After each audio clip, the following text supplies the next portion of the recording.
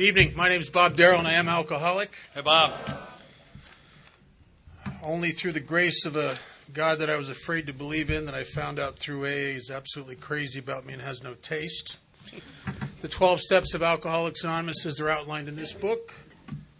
Good sponsorship and a consistent commitment to the primary purpose. I haven't had a drink or any mind or emotion altering substance since Halloween 1978. And for that I owe AA my life and my freedom. I'm delighted to be here. I'd like to start with a little opening prayer it's an extrapolation of something I got from one of my mentors, Don Pritz. If you'd give me a moment of silence.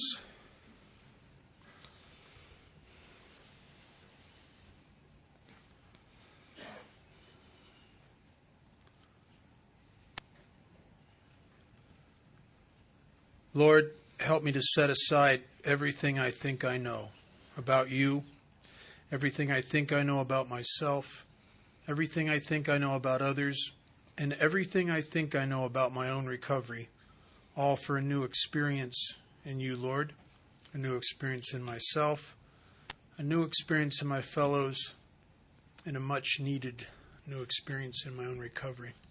Amen. I am glad to be here. I'm glad to be doing this with my dear friend Scott. Seems like every year we do a little more of these. I think it's a progressive illness. And I do quite a bit of these, and I enjoy doing stuff with him more than anything else. A couple of things, for our curiosity. How many people are within their first 90 days? Anybody in their first 90 days? Not to embarrass you, just one back here. Okay, great. Well, I'm glad you guys are here. Fantastic. How many people are in their first year? Okay. Anybody in their last 30 days? No. Okay. Every once in a while I get a taker. I can't speak for Scott, even though I think we're so much on the same page about everything, but I don't consider myself an expert on the big book or on any of the three legacies, and we do have three in Alcoholics Anonymous, and they're equally important. And we're going to be covering a lot of one legacy this weekend. And it's like a three-legged stool. It's an important leg, but if it's all you got, it's a hard juggling act to stand on a one-legged stool. And we're going to be covering the recovery deal. And what I am is I'm a guy who, in 1971, as a young kid, came to my first meeting of Alcoholics Anonymous in an institution and tried to stay sober with the fellowship, tried to stay sober with the combinations of the fellowship and medications from a psychiatrist, tried to stay sober with combinations of outpatient, AA, church. I mean, I tried about everything there was to try. And in 1978, I fell into the hands of some people that entered me into some actions in my life that I wouldn't have taken if I'd have been in my right mind. And they took advantage of my weakness in a moment of desperation and got me to do some things I normally would have never done. And I continue to do this to this day. And eventually they helped me to put this process into my life, and I've never been the same since. And those of you who have worked this, done this deal, put this into your life, it's almost like you feel compelled to try to pass it on to anybody who'll take it. You can't help it. It bursts out of you. And it has burst out of me for all these years. And I love talking about this stuff. I'm not a step technician. Matter of fact, I'm a guy who does exactly what Alcoholics Anonymous tells me to do, is that share my actual experience. And some of what we're going to talk about this weekend, don't mistake it for the answer. The steps and the process is not the power. It's the vehicle to the power. And I think sometimes in AA we're in danger of creating some sort of new 12-step religion where we worship the process and forget what the point is. And we engage in this experientially to describe a path that in our experience we've taken that has led us to the power. Scott? Thanks, Bob. I'm Scott Lee. I'm alcoholic. And very grateful to be here and honored to do anything at all that has to do with this fellowship that's touched my life and saved my life and changed my life. I'm deeply grateful and very moved to have the chance to come here and share with you what's been so freely given to me. I also am not an expert on this. I'm a student of it. And I have been blessed to have some pretty fabulous mentors. I would like to open with a couple of things. For those of you who own cell phones, there must be at least one or two.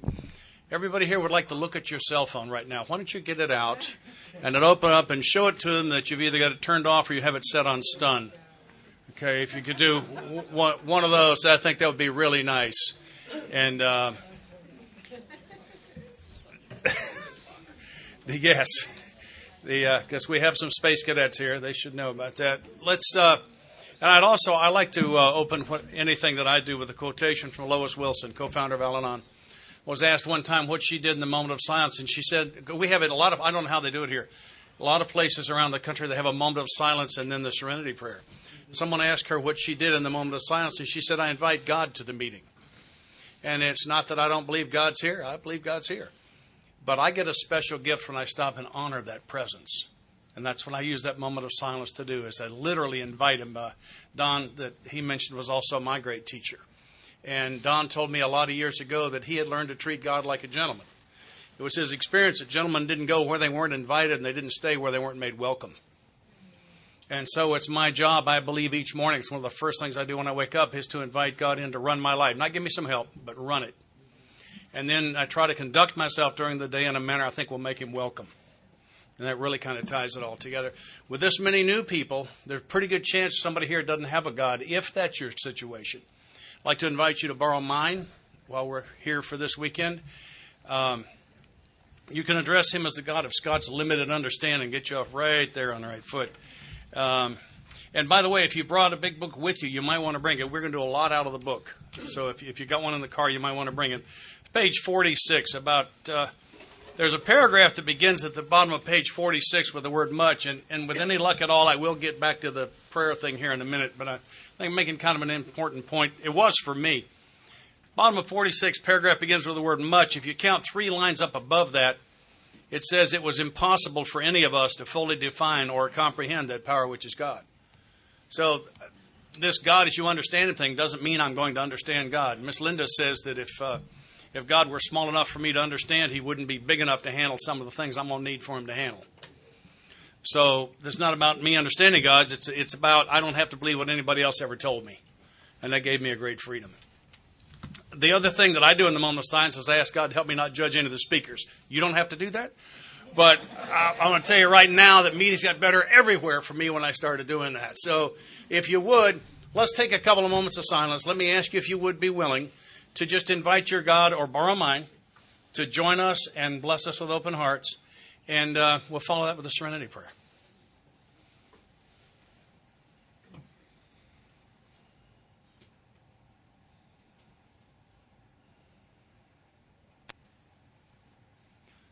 Serenity prayer. God, grant me the serenity to accept the things I cannot change, courage to change the things I can, and the wisdom to know the difference. I can't pray that fast. I'm from the South.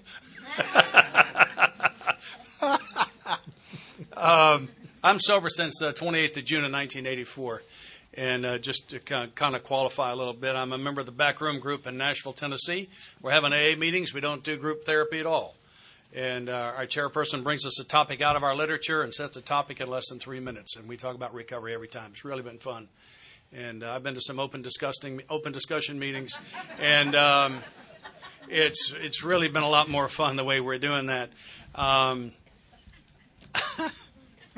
Sorry about that. I'm a little spiritual low tide there. I'm being as good as I can. I think if the big book says anything, it's important. I'm a big book guy. If it says it twice, it's really important. If it says it 6 or 7 times, I think they're really trying to reach me with something that's going to be very important. For those of you who brought your book to class, page 143, I call this chasing a concept through the book. This is where we're going to find it saying the same thing in different words in a number of places. Page 143, if your man accepts your offer, it should be pointed out that physical treatment is but a small part of the picture. Though you're providing him with the best possible medical attention, he should understand that he must undergo a change of heart. I'm told there are no musts in the program. I'm sure that's right, and this is one of them. Must undergo a change of heart. So this has got to change. And then it says, to get over drinking will require. I wonder if that's important. Require a transformation. That's a total change of thought and attitude. Same concept on page 58 in the most read, least listened to portion of our literature. Don't get ahead of me. 4 lines from the bottom of page 58 where it says, some of us have tried to hold on to our old ideas. The result was nil until we let go absolutely. Exact same concept. Page 51. 51. I had to look up the word fetter. I didn't know what it meant. And it means to restrict. On a trail ride, the cowboys will fetter the horses. That means they tie short ropes to their legs so they can stand and walk, but they can't run. That's what fetter is. Middle of the page, 51. In the realm of the material, men's minds were fettered by superstition, tradition, and all sorts of fixed ideas. Same concept. Page 42. 8 lines from the bottom.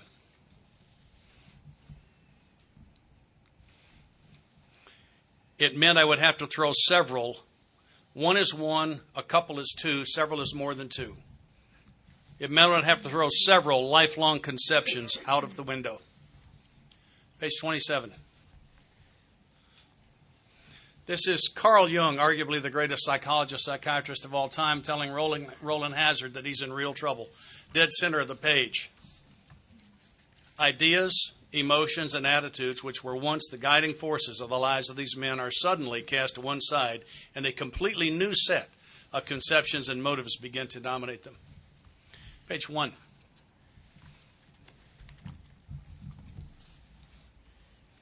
When you get to page 1, turn 2 more pages toward the front of the book.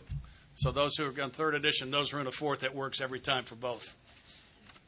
Bob and I are both carrying 4th editions. Our newcomers have got 4th editions. Many of us get sober on the 3rd. And the Roman numerals don't match. And the last time I checked, the newcomers were confused enough. They don't need for the Roman numerals. So that's why we're carrying 4ths. Paragraph begins at the top of this page with "on the other hand." On the right-hand page. If you count up 3 lines above that, it says this is repeated over and over. And unless this person can experience an entire, by the way, is more than half. An entire psychic change. There's very little hope of his recovery. I don't know how many that was. I know we're a couple of more places, but that's enough. I think we've made the point. And what that says to me in plain old Tennessee English is some of what I know for sure ain't so. That it isn't what I don't know that's the problem. When I got here, the problem was what I knew for sure that was actually incorrect. You know, I was seldom right, but never in doubt. And what I needed to do was to release my grip on what I knew for sure. Some of us have tried to hold on to our old ideas. I think everything I've learned through noon yesterday is now an old idea. So I've got to let go of those things. And here's one of my old ideas. I was sober coming up real close to a year, and I complained to an old timer. If they promised you something and you're new and it didn't happen, go complain to them. I recommend it very highly. And I complained to this old timer. I said, you guys told me that by the time I was sober a year, my sleep patterns level out, and they have not. I still don't sleep well. And he said, I just watched you drink 2 big cups of coffee here at an 8 o'clock at night meeting. And I said, caffeine doesn't affect me. And he said, if you're pounding out a quart of scotch a day and 5 or 6 joints, it won't. And I said, oh. And I've been sleeping really good ever since. So I wonder today what things I know for sure are actually incorrect. And I'm on a constant search for people who disagree with me. And not to argue, I don't want to argue with anybody. But if somebody disagrees with me, it's a chance for at least one of us to learn something. So if I say something you disagree with this weekend, please come to me at a break and let's talk about it. That could be very, very helpful to me. I could learn something. So if you would. One of the things that I learned and then had to move to the next level on was surrender. I got here, I surrendered. I surrendered a lot of times. And I think of surrender in the military context of the battle and the noise and the broken glass and the blood and the screaming. And we know who's screaming, whose blood that is, right? And I surrendered a number of times. I haven't surrendered a long time. I woke up this morning, I didn't surrender. I volunteered. They're different. The result is very similar, but they come from a different place. And if I close my mind on surrender like this, you can't build on that. I got to keep it open so I can go to volunteer. And I've had teachers that were 2 levels above that, and I don't have time to talk about that. So I've got my mind open on volunteer. I think it goes beyond that there's always another level. One of my spiritual teachers said that your spiritual assignment will change. And when it does, you must release your grip on the old one and embrace the new. And you'll come to learn to love it as much or more than you did the old one. And I picked this up in another place. It's like I'm wearing a spiritual garment. And when I awakened spiritually, which is the great promise, I was wearing this garment. It was magnificent. But you know what? Months later, it was soiled and tattered. And I had to shed that and put on a new one that was more magnificent than the first, and after a few months. And I don't believe that there's an end to that process. And that's why I'm a student of this thing, is because I want the next garment. I want to go to the next level. And that's why I'm here. It's because this is a chance for me to do that. I got here suffering from what I call the John Wayne syndrome. Yeah. At age 11, roughly, I got a mental image of what a man was, right? And I pretended to be that for the next 30 years. Here's a nutshell on it. Big boys don't cry. Pull yourself up by your bootstraps. When the going gets tough, the tough gets going. Never let them see your weakness. Never ask a stupid question. Get what you want. It'll make you happy. Never surrender. Never give up, no matter what. Sound familiar to anybody? That's the act approximately 99% of the men and about 96% of the women are doing when they get here. Trying to pretend to be something, knowing that I'm not any good. So the only truth I get here with is that I'm not sufficient. Sometime that predates my memory. I do not have memories earlier than I'm not good enough. I'm one of the defective models, and I'm never going to be good enough, and nothing I can ever do will be sufficient. And I became an actor, a chameleon, as a very small boy, pretending to be the guy that I think you want me to be.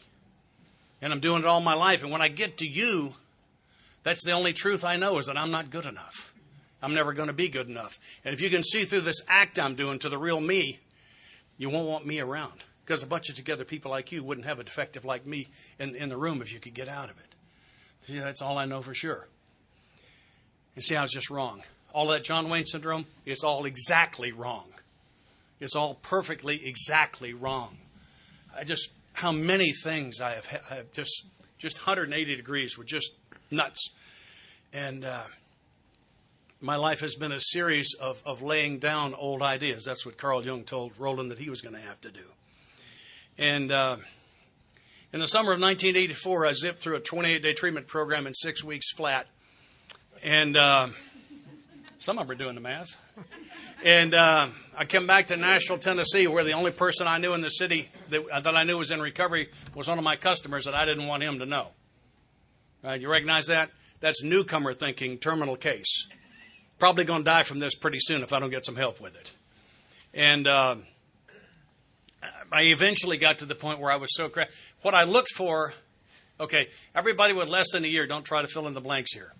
All right, because you won't get this. The ones under a year may well not get this. This is a 2-word fill in the blank. All right, I'm an insane newcomer.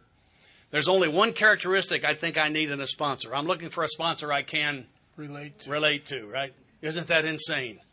Isn't that insane? I mean, I couldn't figure out you go. I thought if you missed a day in the meetings you just missed, I know you could go to 2 meetings in a day.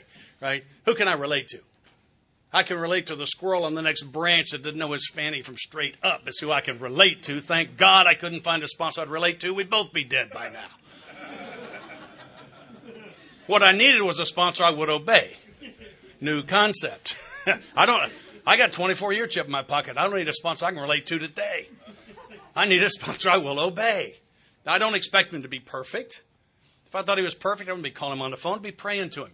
I expect him to make mistakes. But his batting average with my life is so much better than mine was when I got here. Anyway, so I asked this guy to sponsor me. Finally, because I'm just going nuts. I'm 4 months without a drink. My head's rattle around, my brains rattle around in my head like a BB in a boxcar. Right? My head's on 9 radio stations at the same time. Yeah, and I finally said, would you sponsor me? And the guy says, well, we'll see. Here's your first assignment. I said, assignment? I thought a sponsor, I was wrong about that too. I thought a sponsor like a big brother, or a new best friend, in the new town. Introduce you around a little bit, show you where the good stuff is, maybe loan you some money, fix your wife, that sort of thing. Wrong about that too. Here's your first assignment. It took me a week. I did it. I said, sponsor me. I said, I'll sponsor you my way. I'm nervous now. I said, what does that mean? He said, you are too sick to stay sober on the Fellowship of Alcoholics Anonymous. You will need the program also. And I didn't have any idea what the man was talking about. And he outlived the doctor's predictions by about a decade. And he gave me what he claimed was the single best-kept secret in the fellowship. The number 2 best-kept secret is that the 4 steps in the big book. Very cleverly concealed right between the covers of this particular book. Very well-kept secret. The other best-kept secret was the definition of the program. The way we keep that secret is we read it at almost every meeting. It's on page 59 where it says, here are the steps we took, where it's suggested as a program of recovery. No steps, no program. Forgive me for being so direct. I've been to too many funerals. Jerry told me that hanging around in a bunch of AA meetings wouldn't anymore get me into recovery than moving into the garage turned me into a 57 Chevy. Said it ain't going to happen. Not going to happen. And you're going to have to do these 12 steps. He startled me. And so in an unguarded moment, I was honest. Right? Give me a second. I don't have to do that. And I said, I don't want to do the 12 steps. And he said, that's okay. I said, good. He said, long as you do them. I don't believe we're communicating, Jerry. He said, yeah, we are. That's the definition of willingness. Willingness is when you do what your sponsor says, whether you want to or not. He said, you ever try to get sober on your own? Yes, I did. How many times? Well, I don't know. Well, give me a guess. Well, I don't know. Come on, an estimate of some kind. Well, Jerry, I'm a puker, about 2,000. Right? Anybody puke? Any pukers? Come on, where are you? Come on. We didn't come up here to talk to you. Pukers, that's great. How about nose pukers? Ever out your nose even once? Come on. I know you're here. Right. Your nose pukers will quit forever every time they puke out their nose. Is that right? Darn right it is. You bet. Over 2,000, Jerry. He said, and that was doing what you wanted to do and not doing what you didn't want to do. I said, well, yeah. He said, that didn't work. So it must be to get sober, you're going to have to do some things you'd rather not do and not do some things you kind of like to do. Boy, and every time he took a breath, I said, why? Yeah, that's my Sunday punch. Why? When I ask you why, I'm not looking for an answer anyway. I'm looking for a fight. Tell me why. I'll show you where you're confused, right? You've given me something to argue with, and that's what I want when I ask you why. Yeah. And he said, I don't answer why questions for the men I sponsor. The reason is, why is a management question. Step 1, section B says you are not in management. Consequently, all of the why questions beginning with the word why, have the same answer. And the answer is you don't need to know. And I hated that. Today, I love it. It's one of my cornerstones. Because I always thought that it was not knowing that made me crazy. Incorrect. It was needing to know that was making me crazy.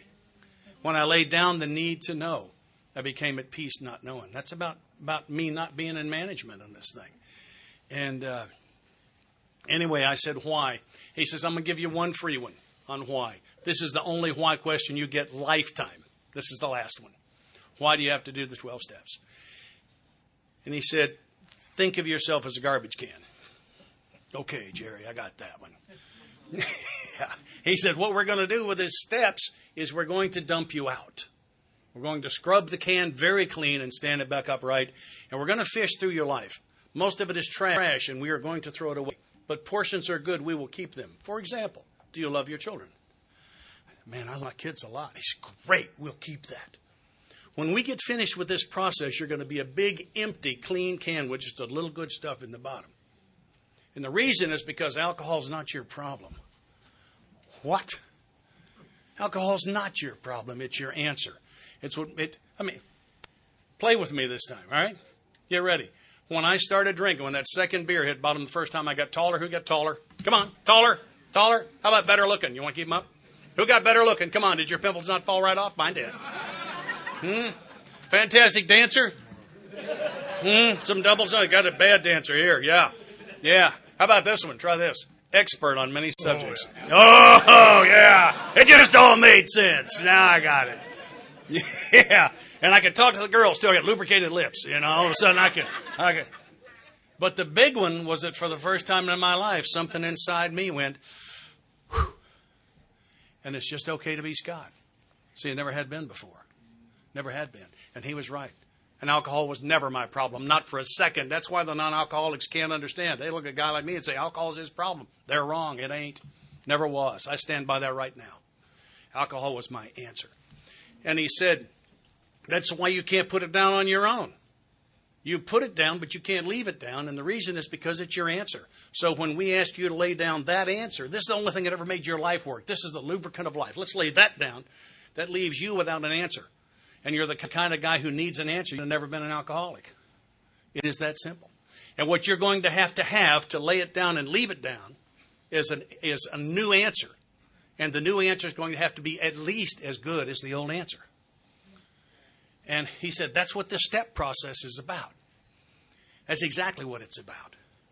And he said, our program is a little bit like going to the dentist. We're going to have to drill before we can fill. He said, but like the dentist, we got Novocaine. We called it home group. We called it sponsorship. We called it fellowship. We called it love. It's not that hard. It's not as hard as the way you've been living. Guys like us have done it. It wasn't that hard. Not as hard as it looks. And he said he'd never seen anybody in and out of the program, and I'll be honest with you, I never have either. I've seen a lot of people in and out of this fellowship. I haven't seen anybody in and out of the program. I have not personally seen anybody do the steps, work the steps, take the steps. I really don't care what the action verb is. It's not learn the steps, understand the steps, or interpret the steps. Save me. But actually do the work in here while being coached by a sponsor who's already done this and stay active in the fellowship and drink again. Has anybody seen that? I've asked way over 100,000 AA members that. I speak at a lot of conferences. And I always ask that question. I don't get any hands. Nobody yet has brought me that they've seen that. It doesn't happen. So this is not some get it, some don't. This is some do it and some don't. It's that simple. I've only seen 2 men that I'm absolutely certain did these 12 steps drink again. I sponsored them both. I know they did the work. One of them married his new higher power. And she was not fond of the amount of time he spent in AA. I wonder how she likes him now.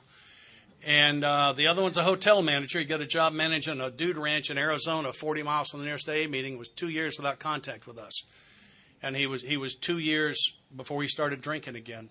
And he's now sober again over 10.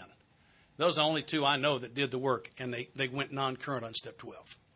That those of us who do this, he said this is about digging the poison out of your soul, literally. Because, see this? I'm stuck in here. See this? I used to do it all the time. Know what I mean? Go be somebody else. Do it all the time. Now I'm stuck in here. So the first thing I had to do if I was going to live in here all the time was clean it up. And that's what part of the step work's about. And that's why I needed the fellowship and the sponsorship to hold my hand while I did this thing. And he said, the reason that you have to do this, he said, something heavy one day is just going to slam into your heart. He gave an example. He said, your father's going to die. And on that day, if you don't have that big, empty, clean can, little clean, good stuff in the bottom, but big, empty, clean space, if you don't have that to store that pain in, while we love you back to spiritual health, you'll escape. And the only escapes you know are killing you and devastating everyone around you. And I just ran out of why. And I allowed a man named Jerry Crow to coach me through the 12 steps of Alcoholics Anonymous. And I was rendered unthirsty. That was the piece I could. I used to quit on my own all the time. I can quit forever, which, as you know, is somewhere between 20 minutes and about 8 weeks. Don't talk to the Earthlings about forever. You would be frightened about how long they think it is. We know it never, certainly not more than 2 months. But is one day at a time one of the things I say? You guys say one day at a time up here, right, Sal? One day. Have they told you the second line on that? What they actually mean is one day at a time in a row. With no breaks ever. That's really what they're talking about. I know it is. They didn't fool me. So my deal is I can quit, but I can't get unthirsty. So if I'm going to stay here, they got to get me unthirsty. I got to get that one day at a time in a row. I got to get unthirsty because when I was out there and I'd quit and mean it, sometimes I'd go a couple of weeks, feel better, work better, having a better time, all of that. But something's always coming or I'm going to get thirsty again. I own my own business. To close a big deal, make a lot of money, get thirsty. Lose a big deal, lose a lot of money, get thirsty. Get a new girlfriend. I'm married, by the way. And I'm not proud of that. That's just the way it is. Get thirsty. Get a new boat, get thirsty. Get a new convertible, get thirsty. Or the big one would hit. Oh, man. The Redskins play the Cowboys on Monday night, man. Yeah, and I get thirsty, right? So if I'm going to do this one day at a time in a row, they got to give me this peace I can never find on my own. They got to get me unthirsty. Page 60. What for me is the most powerful promise in this book, first line 12. Having had a spiritual awakening is the result of these steps. You hear it read, A results, not what it says. A is one of several, one of many. The is singular. Promise you one thing, a spiritual awakening. It is my experience that spiritually awakened alcoholics do not drink beverage alcohol, and they don't ever get thirsty. Ever get thirsty. That's what happens. I have been continuously unthirsty since sometime in December of 1984. I got the sponsor sometime in October or November and was somewhere in the step process when I had my last urge. If you're new and you know what I'm talking about with the double white knuckle grip on the wheel to keep the car from pulling into the liquor store to get you a pint, I'm not living that way. Cooked turnips make me almost sick at my stomach. I can't eat them. I don't want to be in the house where they're cooking them. I'm having exactly the same amount of trouble staying away from booze I'm having staying away from cooked turnips. It just ain't part of the package for me anymore. It's gone. I have a new answer, and it is, in fact, better than the old answer. It's the way it had to be. So Jerry explained to me I was going to have to do the steps, and he was very direct. He said, you're going to work the steps the way I lay them out at the pace I set, or I'm going to drop you like a bad habit. I do not work with losers. That's what he said. He meant it too. And I needed something like that. I'm not used to taking orders. I am very used to giving them. Yeah, you hear some more of my story, you'll understand that. And I think the definition of that is illuminated on page Roman numeral 22. I'm sober now. I read the Roman numerals, XXII. Forward to the third edition. That's either third or fourth edition. It'll be on XXII. If you can find the doctor's opinion, keep turning toward the front. You'll find it. Forward to the third. Paragraph begins halfway down the page. The basic principles of the AA program, it appears, hold good for individuals with many different lifestyles, just as the program has brought recovery to those of many different nationalities. My foreign language skills aren't that good, so I'm going to kind of ad-lib just a little bit, but stay with me because the concept that has come is so important. So it says the 12 steps that summarize the program. So that tells me that the steps I see on the wall are a summary. Don, who we talk about a lot, said if you take the steps off the wall, you get off the wall program. I believe that. And that's why we don't have a one-page big book, is because the rest of that's the directions on how to do those things. That's the Cliff Notes. That's for the folks trying to slide with a C-. Anybody ever get an F trying to slide with C-? I did. I can't afford to get an F in this. I must win now. I got to win this time. I cannot afford the price of not winning this time. And I really don't care what the price is. I will pay it. There's nothing in my life that matters to me that isn't suspended. Here's my recovery. Here's what hangs from it. My sanity. I've been to the insane asylum. I've been in the little rubber room in my underwear with no doorknob by my side. I bet I'm the only one in here. I bet I think some of you probably ought to be there now. And sometimes I think I should. My freedom, I should be serving life in a military prison. I flew for the Air Force for 5 years. I flew a mission classified top secret and some stuff. Real drunk. Not this .10 social drink or DUI drunk. I mean, drunk by our standards, drunk. Not proud of that. Should be serving life. Should have died that night and several others. So my life is suspended from this thing. My relationship with a spectacular woman that you're going to hear tomorrow night. My wife is one of Al-Anon's best speakers. I guarantee you, if you listen to her, you'll make notes. You'll go home and start doing some of the things she talks about. She's got a fabulous story and tells it well. My relationship with her and our children and grandchildren, my job, my house, my car, my peace of mind. There's nothing in my life that matters to me that doesn't hang from my recovery. Because if I lose that, everything that matters in my life hits the floor and shatters. And I'm not trying to sell that to you. I have no idea what your situation is. That's mine tonight with 24 years. That's where I am right now. Everything that matters to me hangs from this. I don't care what the price is, man. I'm paying. And I thought the price was high when I got here. Price is great fun. Continuing. The 12 steps that summarize the program may be called various things, but they trace exactly the same path to recovery that was blazed by the earliest members of Alcoholics Anonymous. Rarely have we seen a person fail who's thoroughly followed our path. Our path is the 12 steps, according to the foreword of the third edition. One of my teachers told me one time that there were two fellowships, and I think that's a very important point. I think he was right. The first one, the Fellowship of Alcoholics Anonymous, is described at the bottom of this page. It says, in spite of the great increase in the size and the span of this fellowship, at its core it remains simple and personal. Each day, somewhere in the world, recovery begins when one alcoholic shares with another alcoholic, sharing experience, strength, and hope. We'll be doing that this weekend. He said there is another fellowship. It has considerably more stringent entrance requirements. It is described on page 164 in the text.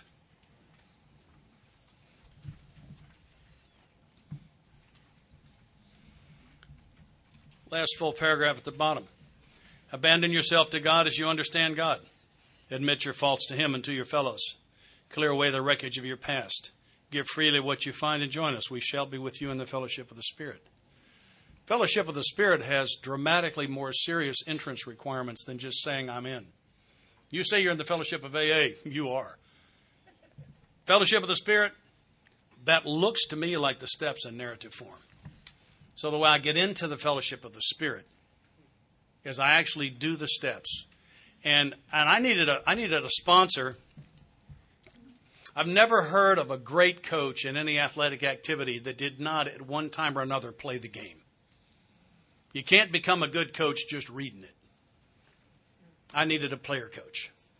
I needed someone who had actually done this, who had had his own spiritual awakening and would understand me.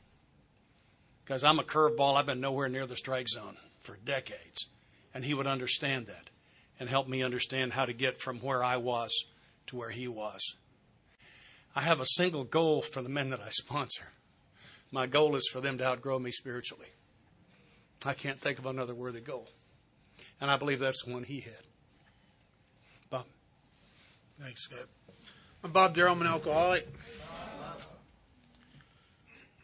In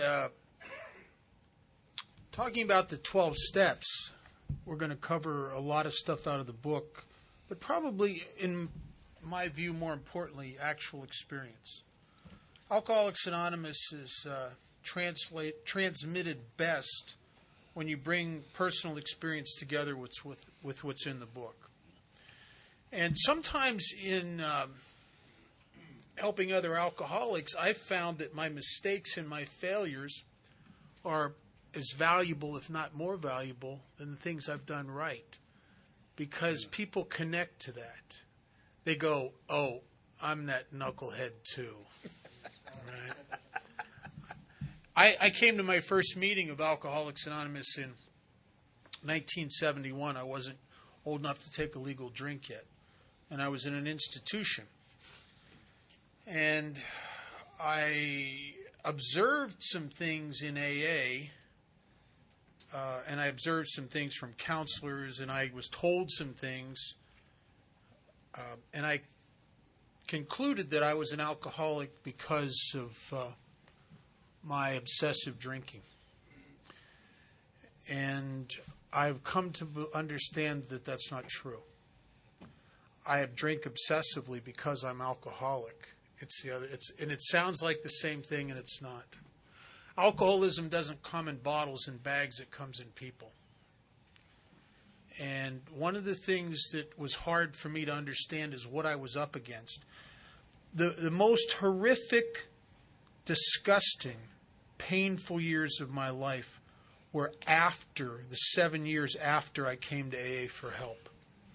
I don't think there's anything worse than being in the middle of Alcoholics Anonymous meetings, needing what the people there had, yet not understanding it or getting that it would help, so I don't do it, and consequently I'm dying in the middle of AA trying everything else there is to try accept the program.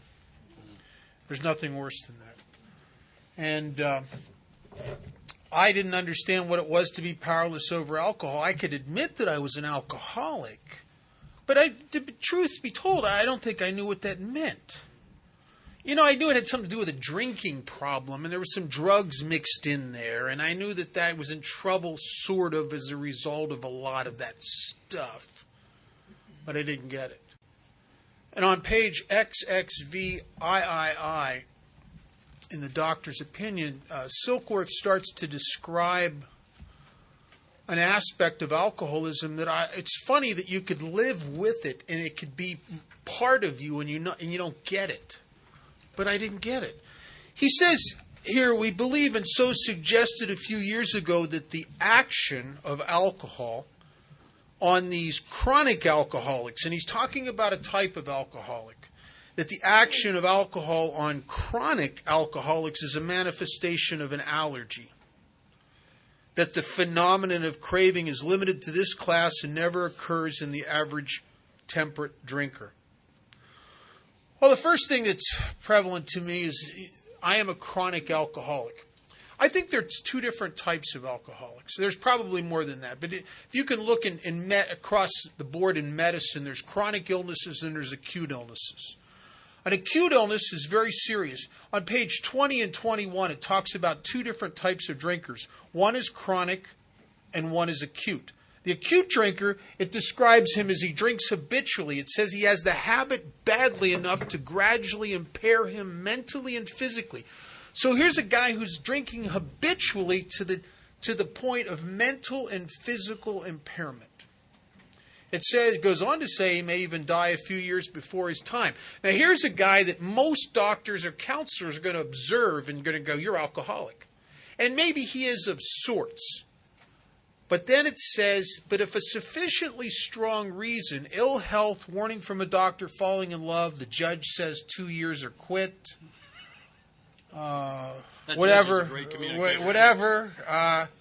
that person has within them the ability and the power to stop and be actually all right. And I'm not that guy. The judge says to me 2 years. Well, 6 months later, I'm drinking again. I'm thinking how I'm going to fake this UA coming up. You know what I mean? I'm that guy.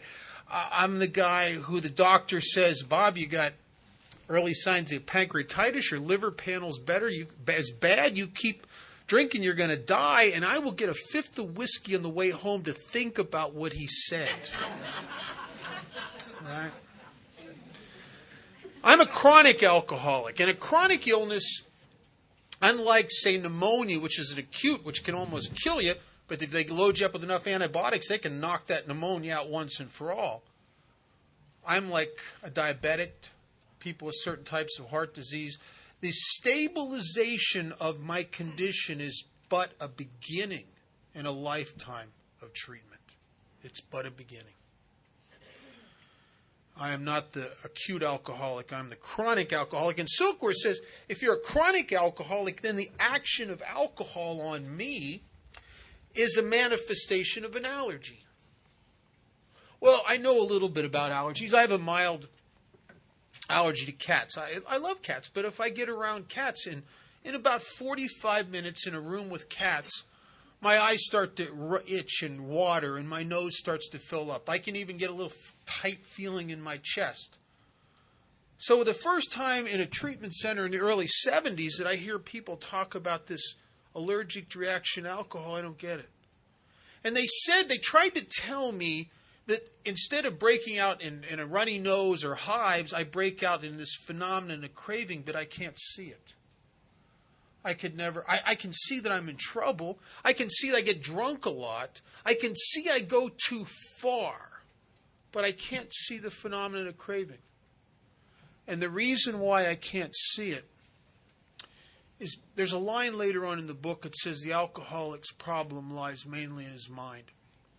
The problem is that when the craving is initiated in me, it uses my mind and all my ability to justify and rationalize and to tell little stories to myself about what's going on in my head to make the next drink seem like it's my idea.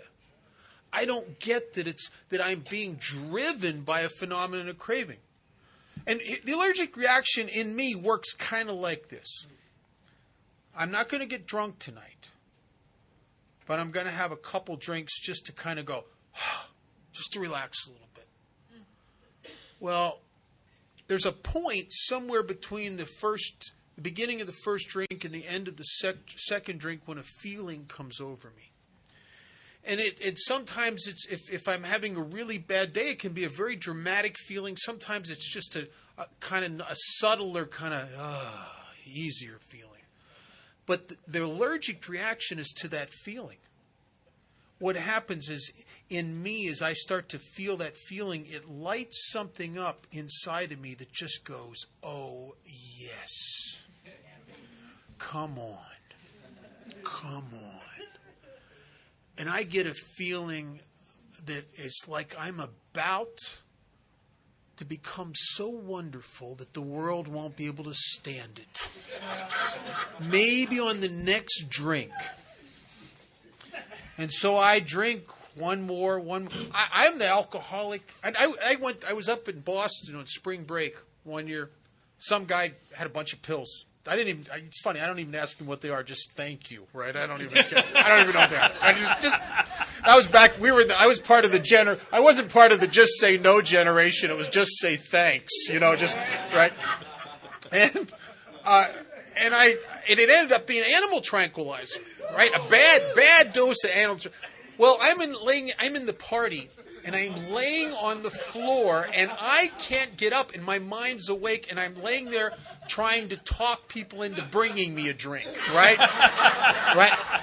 Because if I start drinking and I'm still conscious, I ain't done drinking. You know what I'm saying? Now, I don't get that's an allergic reaction to alcohol. And Silkworth says that this phenomenon of craving is limited to us, to this class, and never, ever occurs in the average temperate drinker, and it never does. If you've ever watched a non-alcoholic drink, I had an ex-girlfriend about 15 years ago that wasn't an alcoholic, and my sister is not an alcoholic. And I've watched, in fact, just a couple weeks ago, I was out with my daughter and my sister had a drink, and I like to watch my sister drink. I mean, I watch my sister drink like your dog will watch you eat a cheeseburger. You know what I mean? Al-Anon, do you hear me calling? I mean, I watch my sister drink. Because I look in her eyes. I want to see the thing happen to her, right? And when my sister drinks, I can see it in her eyes when the feeling starts to hit her. It starts to come over her, right? And in her normal, healthy, non-alcoholic wiring, when she starts to get that feeling, she goes, whoa. And she shuts her right down. It's inconceivable to Marge to ever get knee-walking crybaby drunk. She won't do it. She won't sign up for that. Because she gets a feeling when she drinks like she's starting to lose control. I get a feeling like I'm getting control. It does something for me that it doesn't do for her. And that's why I'm alcoholic. I react differently to alcohol than other people. And it's a hard thing to see. It's very subtle. I remember one time I had this job, and it was actually before I got sober, probably the last job of any consequence that I had. And like a lot of us, I have this job for one reason only. I need cash flow to keep the medicine coming. You know what I mean? That's really the bottom line. And I need this job, and it was really a bad job. I was a telemarketer. I know. Oh, God. And I couldn't do it sober, but I was really good at it when I was drunk. And so because I was one of their top salesmen, they made allowances, and I could go in there and I'd drink on the job. And when I'm drinking, I mean, I can sell some stuff when I'm drinking. And one day the boss comes into me and he says, listen, you're drinking again on the job, which is I'm drinking every day on the job. And he says, I've talked to the owner, and you can't do this anymore. That's it. We know you produce a lot, but you can't do it. You come in here one more time after today, because he already knew I was drinking, with alcohol in your breath, or you under the influence of alcohol, and you're done. Well, the next day, I get up, and I'm not doing too well, and I need a drink, but I can't drink. So I go in there and I tough it out. By lunchtime, I am just wound up like a 10-day clock because I can't take the rejection when I'm sober. When I get sober, I'm a little overly sensitive. You know what I mean? And so by noon, I am wound up like my head wants to explode. And I start a conversation with myself. And an alcoholic who's having a conversation with himself is in a lot of trouble. And the conversation is like, listen, I can't sell like this. It's going to be better if I 1 or 2 drinks, that's it. It'll be better for everybody. I'll produce more. It'll be better for the company because I am a team player. It'll be better for the company, better for everybody. So I go down to the cornered bar in my lunch hour, and I go in there, and I'm going to order vodka and orange juice because you can't smell vodka. Got myself a pack of Hall's cough drops to make sure. I order a double vodka and orange juice. I drink that, and I'm sitting at the bar, and I'm thinking to myself as the effect starts to hit me, this is the United States of America, for God's sakes. This is the land of the free, for God. Who are they to tell me that I can't drink? Oh, who's the best salesman they got? I am the best salesman they got. I don't get in fights at work. I don't hurt nobody. And I ordered another drink, and I'm drinking the second drink, and I'm thinking, I don't get out of line there. I said to the bartender, I says, do I look like I'm drunk? And I walk back and forth in front of the bar, and he says, no, give me another drink. I never made it back to work that day, right? Because every drink of alcohol I've ever taken makes me feel like I'd like to have another drink of alcohol. And that's the phenomenon of craving, and I didn't know I had it. Silkworth says these allergic types can never safely use alcohol in any form at all. Whatever does something for me will do something to me if you're a chronic alcoholic. So what you got to decide for you, what's your alcohol? I know people that alcohol comes in a lot of forms. Sugar, slot machines. If it does something for you, it'll do something to you. And that's I can't safely use alcohol in any form. Carl Jung, in a statement to Bill Wilson, in a letter he wrote in the early 60s, he said to Bill that he suspected that the alcoholic's thirst for alcohol wasn't really a thirst for alcohol. It was a low-level thirst of his being for unity, or as expressed in religious or medieval terms, union with God. I thirst for something to light me up and free my spirit. I always have. So this is the disease of alcoholism. It touches on this progressive nature. It says we can't safely use alcohol in any form, and once having formed the habit and found they cannot break it, once having lost their self-confidence, their reliance upon things human, their problems pile up on them and become astonishingly difficult to solve. And that is so true. I think that a lot of people die of alcoholism because they're so overwhelmed with the symptoms that they never see what's killing them. To be a practicing alcoholic is very similar to a guy who's living in a station wagon, partying 24/7. And every time a problem comes up, a court appearance, throws it in the back of the station wagon. Somebody dies in his family and he should go to the funeral. He's partying, he can't. Throws it in the back of the station wagon. Children, wives, husbands, family commitments, jobs, throws it in the back of the station wagon. IRS throws it in the back of the station wagon. Then when he gets sober, it's like running the station wagon into a brick wall, and in slow motion, out of the back comes all this stuff. And if you're new and you're like me, people keep saying your problem is alcohol. And I think, man, I'm up to here with everything else. I got police problems. I got emotional problems. I'm a depressive guy full of anxiety. I don't know how to fit.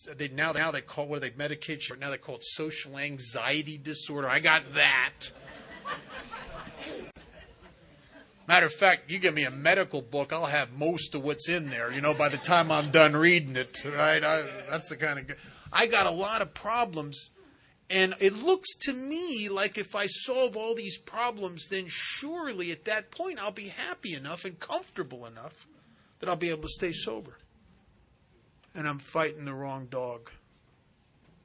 And I keep relapsing over and over and over and over again. I don't understand what's happening to me.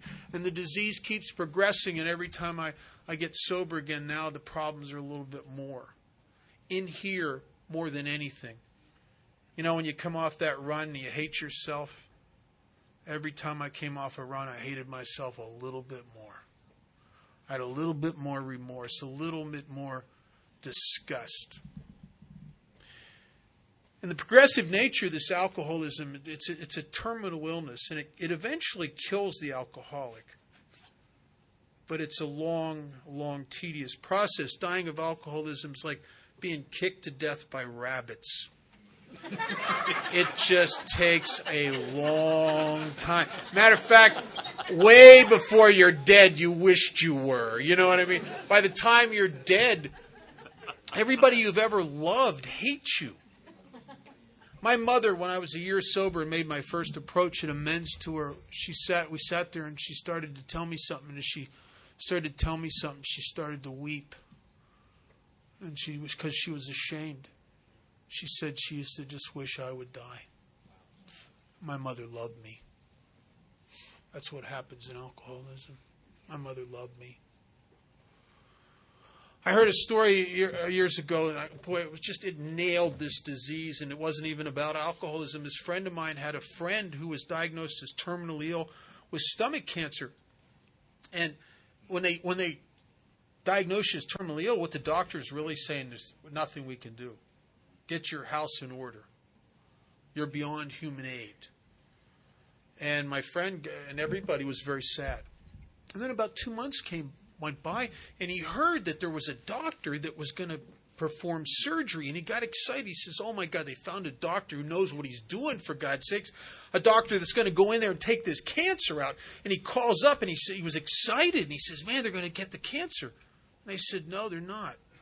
Well, then why are they doing the surgery? Well, they're going to cut out sections of his stomach and intestines and all his internal organs to make room for the growth of the cancer so his last days on earth aren't excruciatingly painful.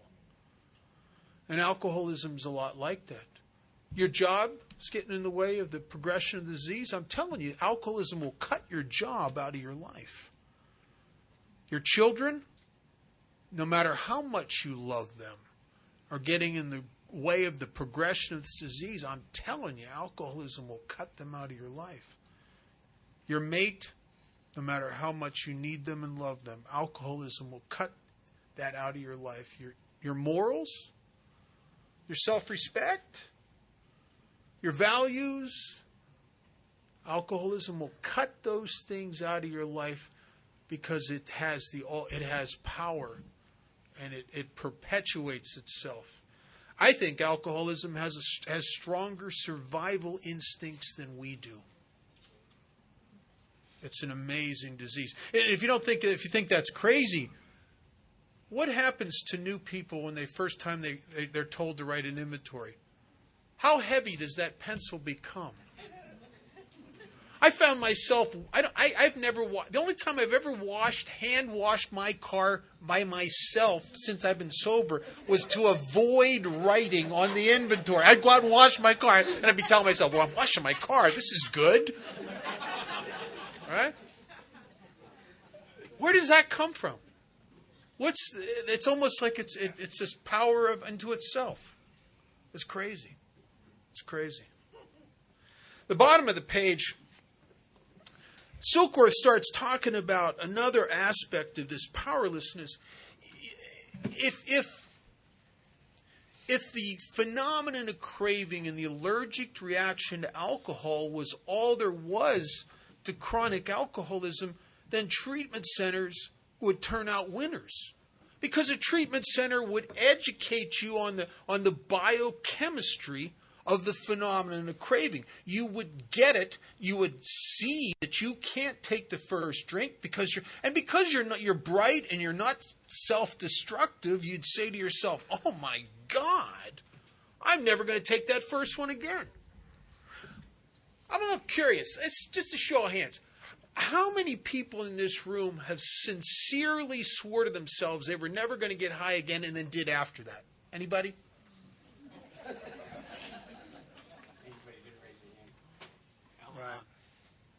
Right? Because there's more to it than that. The knowledge of the phenomenon of craving and the knowledge that you have this thing, God, if that were only enough. But what is it? What is it about me that drives me back to drinking after I've sworn to myself with everything in me and mean it that I'll never touch it again? After 5 or 6 treatment centers, when I got the education, you could turn the volume off on a Father Martin movie and I can do the words. I mean, I've been to so many treatment centers. And even with all of that, well, Silkworth starts to touch on that at the bottom of page XXVII. And this is really the first time in the book that I started to get a little bit of a glimpse of what was really killing me, what I've come to understand is this malady of my spirit. Silkworth says men and women drink essentially because they like the effect produced by alcohol. That's true for everybody. My sister likes it. That's why she drinks. She likes the effect. She just likes a little bit of it. But I think it's more than that for me. I think I don't just like the effect. I think somewhere I thirst for the effect. I need the effect.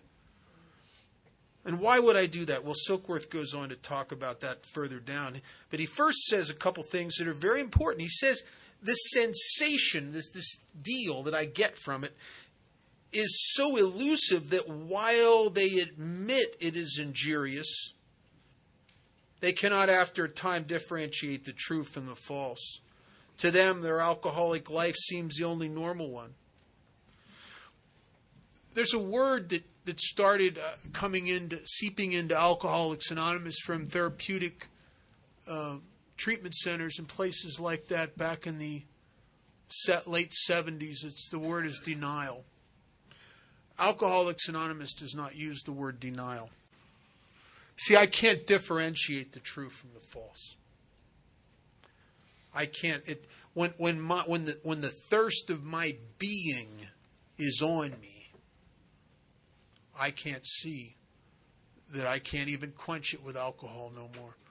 The days of taking 5 or 6 drinks and playing with a band and singing, and the days of shooting pool and dancing and having fun and laughing with the guys, I can't see when the thirst is on me that what I do now is I drink and I feel sorry for myself. I drink and I go on crying jags. I drink and after a day or so I stop bathing because there's no fun in the party and I don't care about nothing. I drink for oblivion. It's not fun anymore. It's pathetic. It's pathetic. But isn't it funny that I have an absolute inability to see that truth when the thirst is on me? I can't see it. Alcoholism uses your own mind against you. That's why no matter how much determined I was not to drink, I always go back to it eventually. If you're an alcoholic of my type, a chronic alcoholic, and there isn't some sort of major transformation within you to quench that thirst, the question is not if you're going to drink again. The question is simply when. It's an absolute inevitability. And Silkworth goes to talk about the dynamic that makes that so. And if you can connect the dots within you with this, then you'll start to know a little bit about what you're up against. And he's talking about us when we're sober, and he says, I am restless. This is when I quit drinking. I become restless, irritable and discontented unless I can again experience that sense of ease and comfort I had once, but not anymore, once found in taking a few drinks. Drinks which I will see others taking with impunity without punishment. So what happens to me is that when I stop drinking, there's a period, not in detox that you're fighting the withdrawal, but after the withdrawal starts, there comes a period I start feeling a little better physically, and then I get my hopes up of all the things I'm going to do now. I've turned over a new leaf. I'm going to do this. I'm going to do that. I'm going to do this. It's going to be great. And I'm like a balloon that you blow up and then let go. It goes like hell for a while, but it runs out of gas eventually. It always runs out of gas eventually. And I'm like that. And what happens to me is these feelings of this that come from this disassociated, sick, depressed, disconnected spirit start to overcome me. The feelings of restlessness, and if you're an alcoholic, you know that feeling. It's a sense that wherever you are, it's not where you need to be.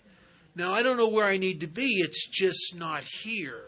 You know what I mean? You know that feeling? It's just that, I can't get settled anywhere. I'm irritable. I don't know that I'm irritable. And I don't believe I'm irritable because I don't like irritable people. And I'm not really irritable, but when I quit drinking, I can't help it if I just see how stupid everybody is. And because I'm restless, I need to explain it to them, which makes abstinence a lonely business. People rub me the wrong way, and I become really judgmental. I'm the guy who takes everybody's inventory. I'm the guy who can't stop looking at life and people to see what's wrong with them. I can't stop it. And alcoholism is a lonely business. I'm a prisoner in a cage, and the problem is the key's on the inside. And I'm begging for people, therapists and priests and girlfriends, to set me free. The problem is they can't because the key is on the inside. And I'm discontent. And I don't know what's wrong with me, but I'm kind of an obsessive nature, I guess. I think Alcoholics Anonymous, unbeknownst to me, a therapist told me this, that it has somehow changed me for the most part from a type A to a type B personality. But I was a type A when I was the wound up guy. When I first got sober, I smoked 3 packs of cigarettes. I used to light a cigarette with a cigarette, right? I couldn't sit still for more than 10 minutes, really. I was not, because I'm that way and obsessive, I'm always got my crosshairs out, looking for stuff that's going to make me better. I'm always looking for stuff. And I find stuff all the time. Oh, that motorcycle, man, if I had a Harley like that. What happens? I get it. Why is it that the shine of it wears off very quickly? I get that relationship with that person that I know that's just that's the person I've always wanted to be with. I'm not with that person very long, and the shine of it wears off, and I just start noticing what's wrong with her, I get that job, that big money, buy a house, own a boat, and a motorcycle kind of job. I don't have that job very long, and the shine of it wears off, and they're taking advantage of me, and I'm the only one here that's doing it right. Chronic malcontent. I got this hole inside of me, in the center of my being, and an obsessive nature that's constantly trying to fill it up with stuff. And no matter what I grab onto, the end result is that disillusionment again. as the bottom falls out and I'm back to being me again.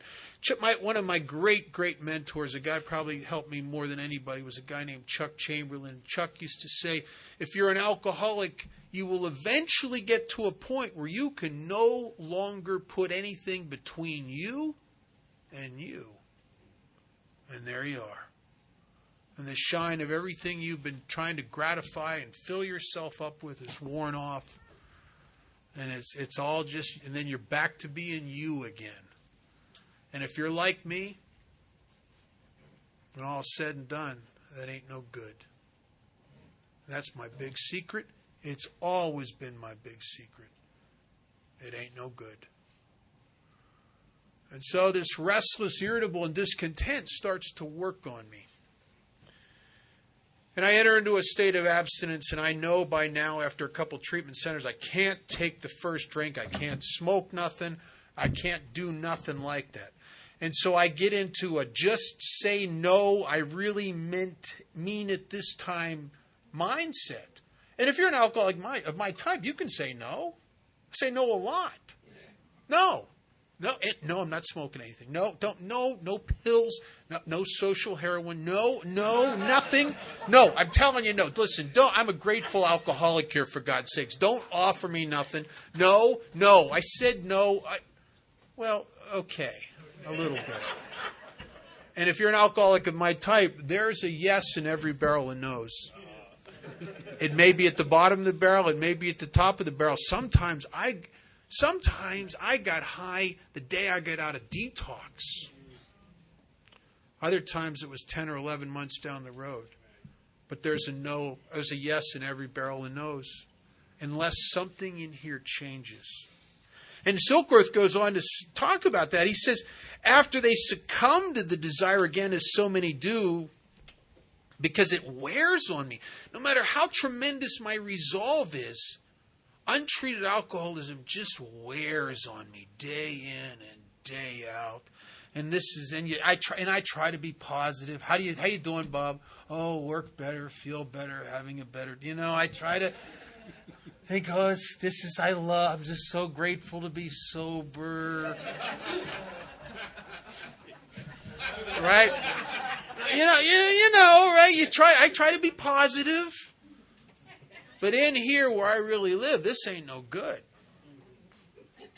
And if you're an alcoholic of my type, by the time you get to AA, you've had some people telling you about you. You've had some people telling you about you. Maybe it's been your mother and father. Maybe it's been your lover. Maybe it's been your boss. Maybe it's been your clergy. Maybe it's been your therapist. Maybe it's been your counselor. Maybe it's been your siblings. Maybe it's been your neighbors. Maybe it's been your drug dealer's been telling you there's something wrong with you. Maybe your bartender. Maybe your really bad strangers on the street start telling you about you. And they're all telling you the same thing, aren't they? Aren't they really saying, Bob, Bob, you're really screwed up, Bob. And if you catch me on a bad day, I'll go, yeah, I know. They go, do you know why you're screwed up? No, I don't. Well, Bob, you're screwed up because you keep getting screwed up. If you didn't get so screwed up, you wouldn't be so screwed up. So I'm pretty screwed up, I think. Okay, I'm not going to get screwed up. And when I don't get screwed up, I am really screwed up. I am so screwed up, when I don't get screwed up, I'm going to eventually go get screwed up. And then some guy's saying, you're really screwed up. And I go, yeah, I know. And I don't understand what's happening to me. But my alcoholism really starts where the bag and the bottle ends. There's no way in all of Alcoholics Anonymous or in this universe to treat the phenomenon of craving once it's been unleashed. If you're an alcoholic of my type and you pick up a drink, it's like having sex with a gorilla. You ain't done till the gorilla's done. There's no way to change that.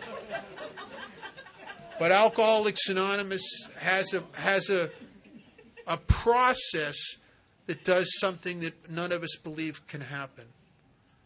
It changes me from the inside out into the kind of guy that's thirst is quenched.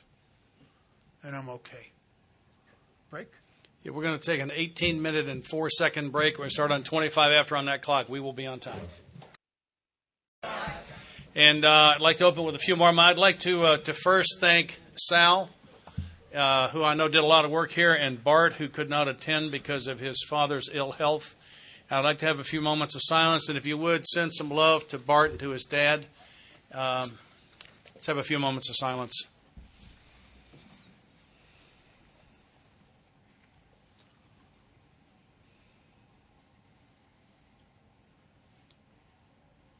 Amen. I'd like to open with a quotation from the noted American philosopher Hank Williams Sr., who once said, "There are a lot of good ideas in a pint, not so many in a quart." That was my experience, right? Oh, man.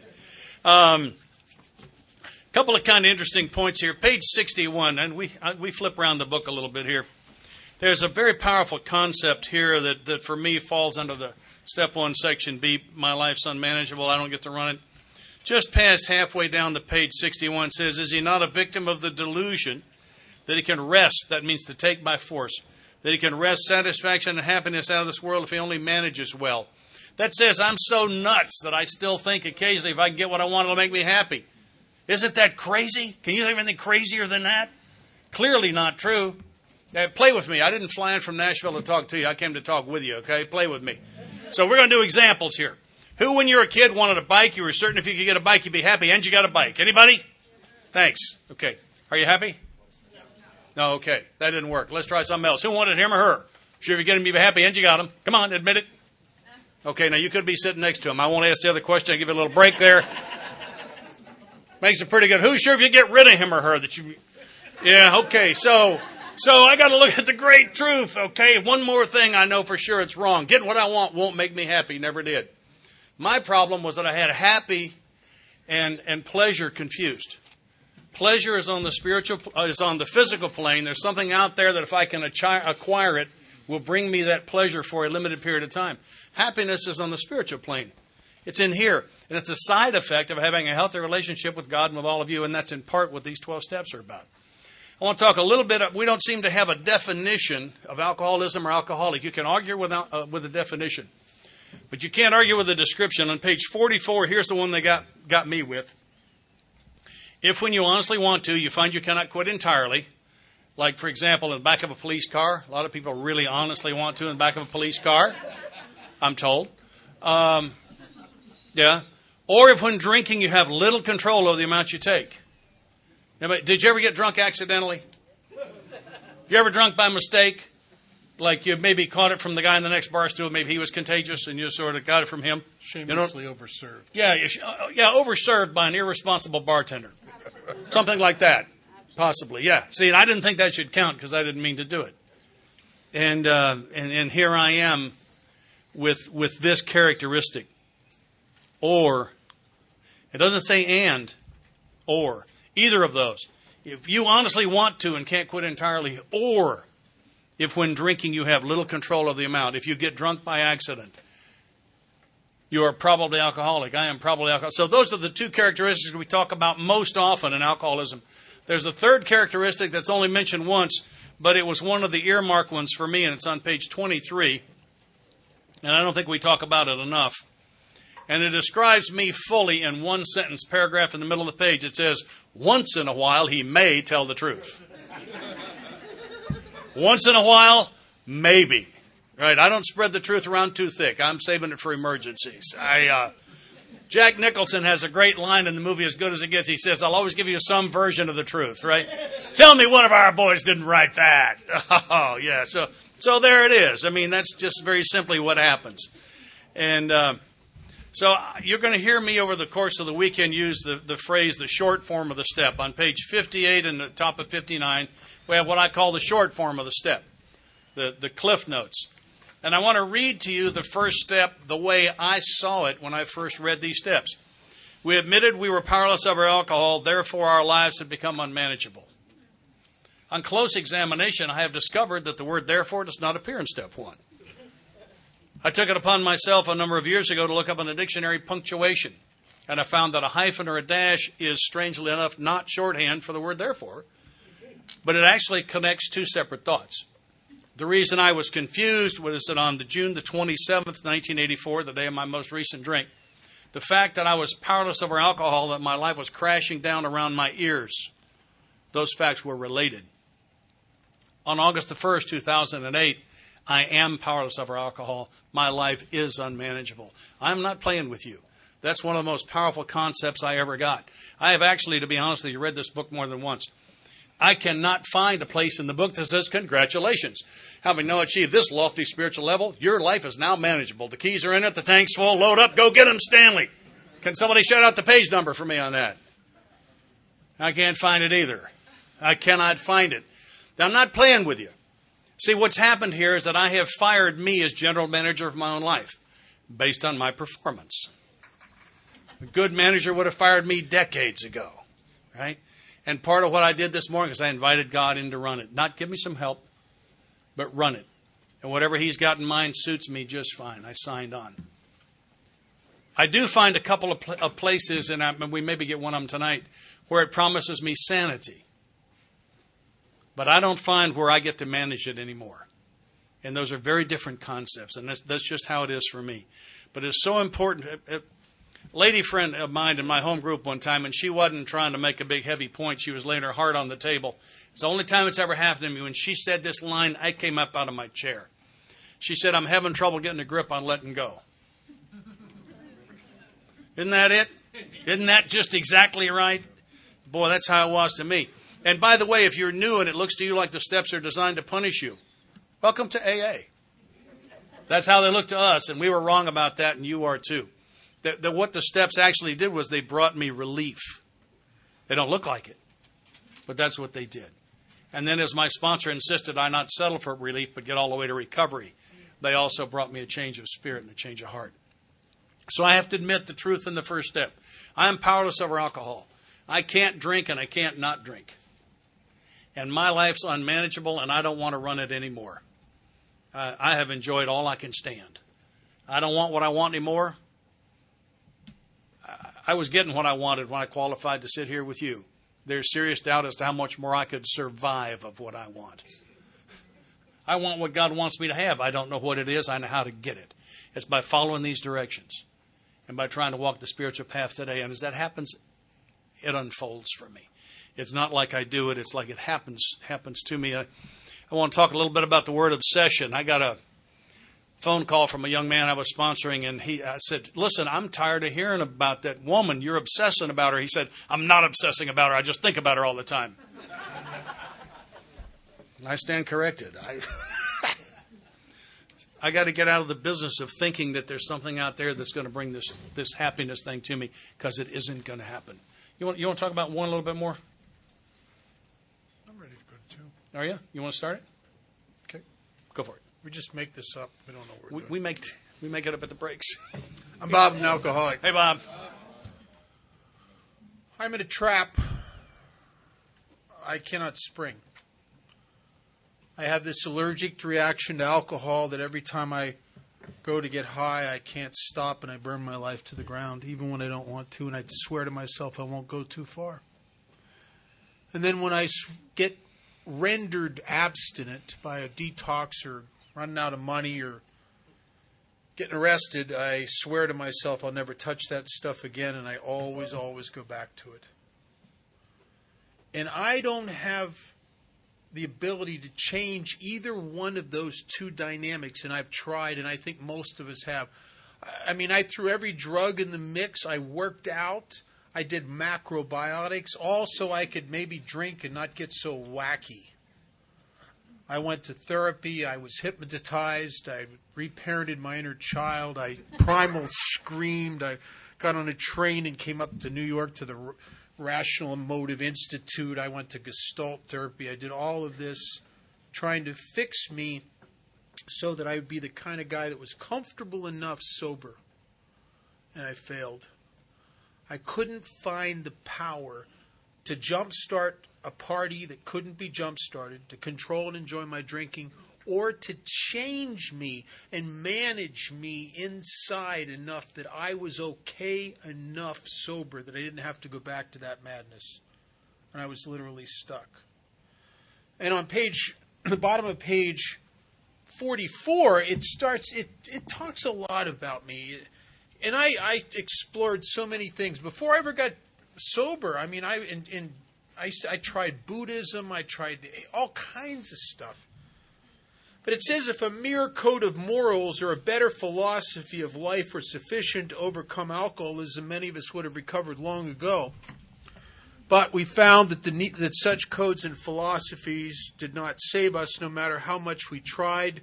We could wish to be moral. We could wish to be philosophically comforted. In fact, we could will these things with all our might, but the needed power wasn't there. Our human resources, as marshaled by the will, were not sufficient. They failed utterly. Anybody ever got sober and really tried to be good? Anybody did that? Did you ever notice how you kind of, after a while, you kind of outgood yourself? I mean, it's like a slingshot almost, you know. All right, I'm good. I'm really good. Now I'm so good. I'm so good that I'm superior to the people that aren't good. I'm really good. And then I run out of power and some of the worst, most degrading runs I've ever been on have been after huge periods of abstinence willfully. There's a principle in the universe: for every action, there's an opposite and equal reaction. If I put willpower into that, I give it torque to go the other way, right? Did you get that? Did you get that, right? And it says, and here's the problem. And it sounds so simple, but it's really the whole crux of the matter. Lack of power, that was our dilemma. Now, here's a point in Alcoholics Anonymous where we lose a lot of people because they misinterpret this as being lack of religion or even lack of faith, and it's not. I've had the occasion to sponsor 4 men of the cloth over the years. 2 of them are sober and doing all right. 2 of them are dead. And the one guy, God, he was such a nice guy. And I'm not talking about like a guy with a lot of deviancy. These were good men. And this guy, Frank, he called me up about a week before they found him dead, and he'd been back to drinking, and he was weeping into the phone because he could not comprehend why a guy who's dedicated his whole life to God could beg God not to ever let him drink again, and he was drunk again, and there were bums in AA that were staying sober seemingly effortlessly. And he didn't get it. And I didn't get it either. It blew my mind. When I found out he died, he had literally drank himself to death. I couldn't believe it, because here's a guy who prayed probably more in one day than I did in a week, who read spiritual literature every single day of his life for years. And he died of alcoholism, and here I am, a bum, who's staying sober, and I'm getting a good life. But Frank's dilemma was not lack of religion. It wasn't even lack of faith. It was lack of power. And he couldn't get it. I live in a city where in July and August, especially in August, there are days where in Las Vegas it'll get to be 120. Yeah, the Chamber of Commerce will tell you it's a dry heat. Yes, so's hell. It's hot. I mean, it's hot. And if I were to take you in my car outside of Las Vegas, there's a huge freshwater lake called Lake Mead, one of the biggest ones in the western United States. And I'd take you there, drive you right up to the edge of the lake, let you get out, dip your hand in the water, drink some of the water, and then stick you back in my car, drive you about 20 miles out into the desert, drop you off, give you a map showing you on the map where I'm dropping you off, showing you where Lake Mead is.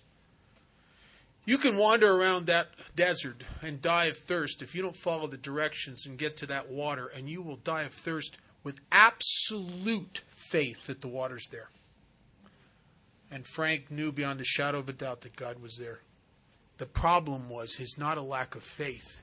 He could not access the power. He died knowing it was there. And I think alcoholics die of alcoholism every day like starving men at a banquet. The food's there, but they can't get at it. The power, they know the power's there. They can't get at it. Matter of fact, I'll tell you something that I believe this with everything in me.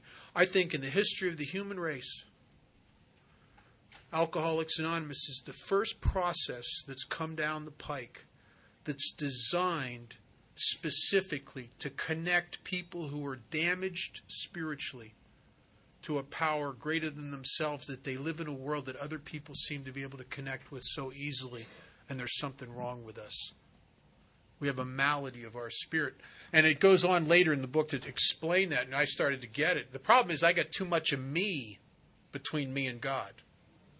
Right? And the ego, the self, is a funny thing. It will take Scripture, it'll take the traditions, it'll take the steps, it'll take the knowledge of God and use it to its own self-grandizement in order to feel superior to other people. The ego doesn't care. You know, the Christians, some Christians will tell you the greatest trick the devil ever pulled was to convince you he wasn't there. The greatest trick my ego ever pulls on me on a regular basis is to convince me it's not there. That's not ego. That guy is a jerk. It's not ego. He doesn't have a good program.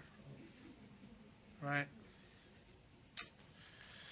Lack of power, not lack of religion. That's the dilemma. We had to find a power by which we could live, and it had to be a power greater than ourselves, obviously. But where and how are we to find that power? Well, that's exactly what this book is about. Its main object is to enable you to find a power greater than yourself, which will solve your problem. Page 46, it's a simplistic but realistic and dynamic approach to step 2. It says something in the middle of page 46 that is so simple, it hardly seems like it's enough until you try it. And it really is the essence of step 2. It says, yes, we have agnostic temperament had these thoughts and experiences. Well, it just went on 2 paragraphs to talk about our doubts, our prejudices, our fears of God. And everybody got that. We all got that to some. Even guys like clergy have old ideas about God. The problem is that the ego tells you your ideas are right. Have you ever had a judgment, in the middle of the judgment think, well, you know, that might not be right? Not me. The things I know are so, I just know are so. The adamancy is in the ego. The spirit is free. The ego is like that.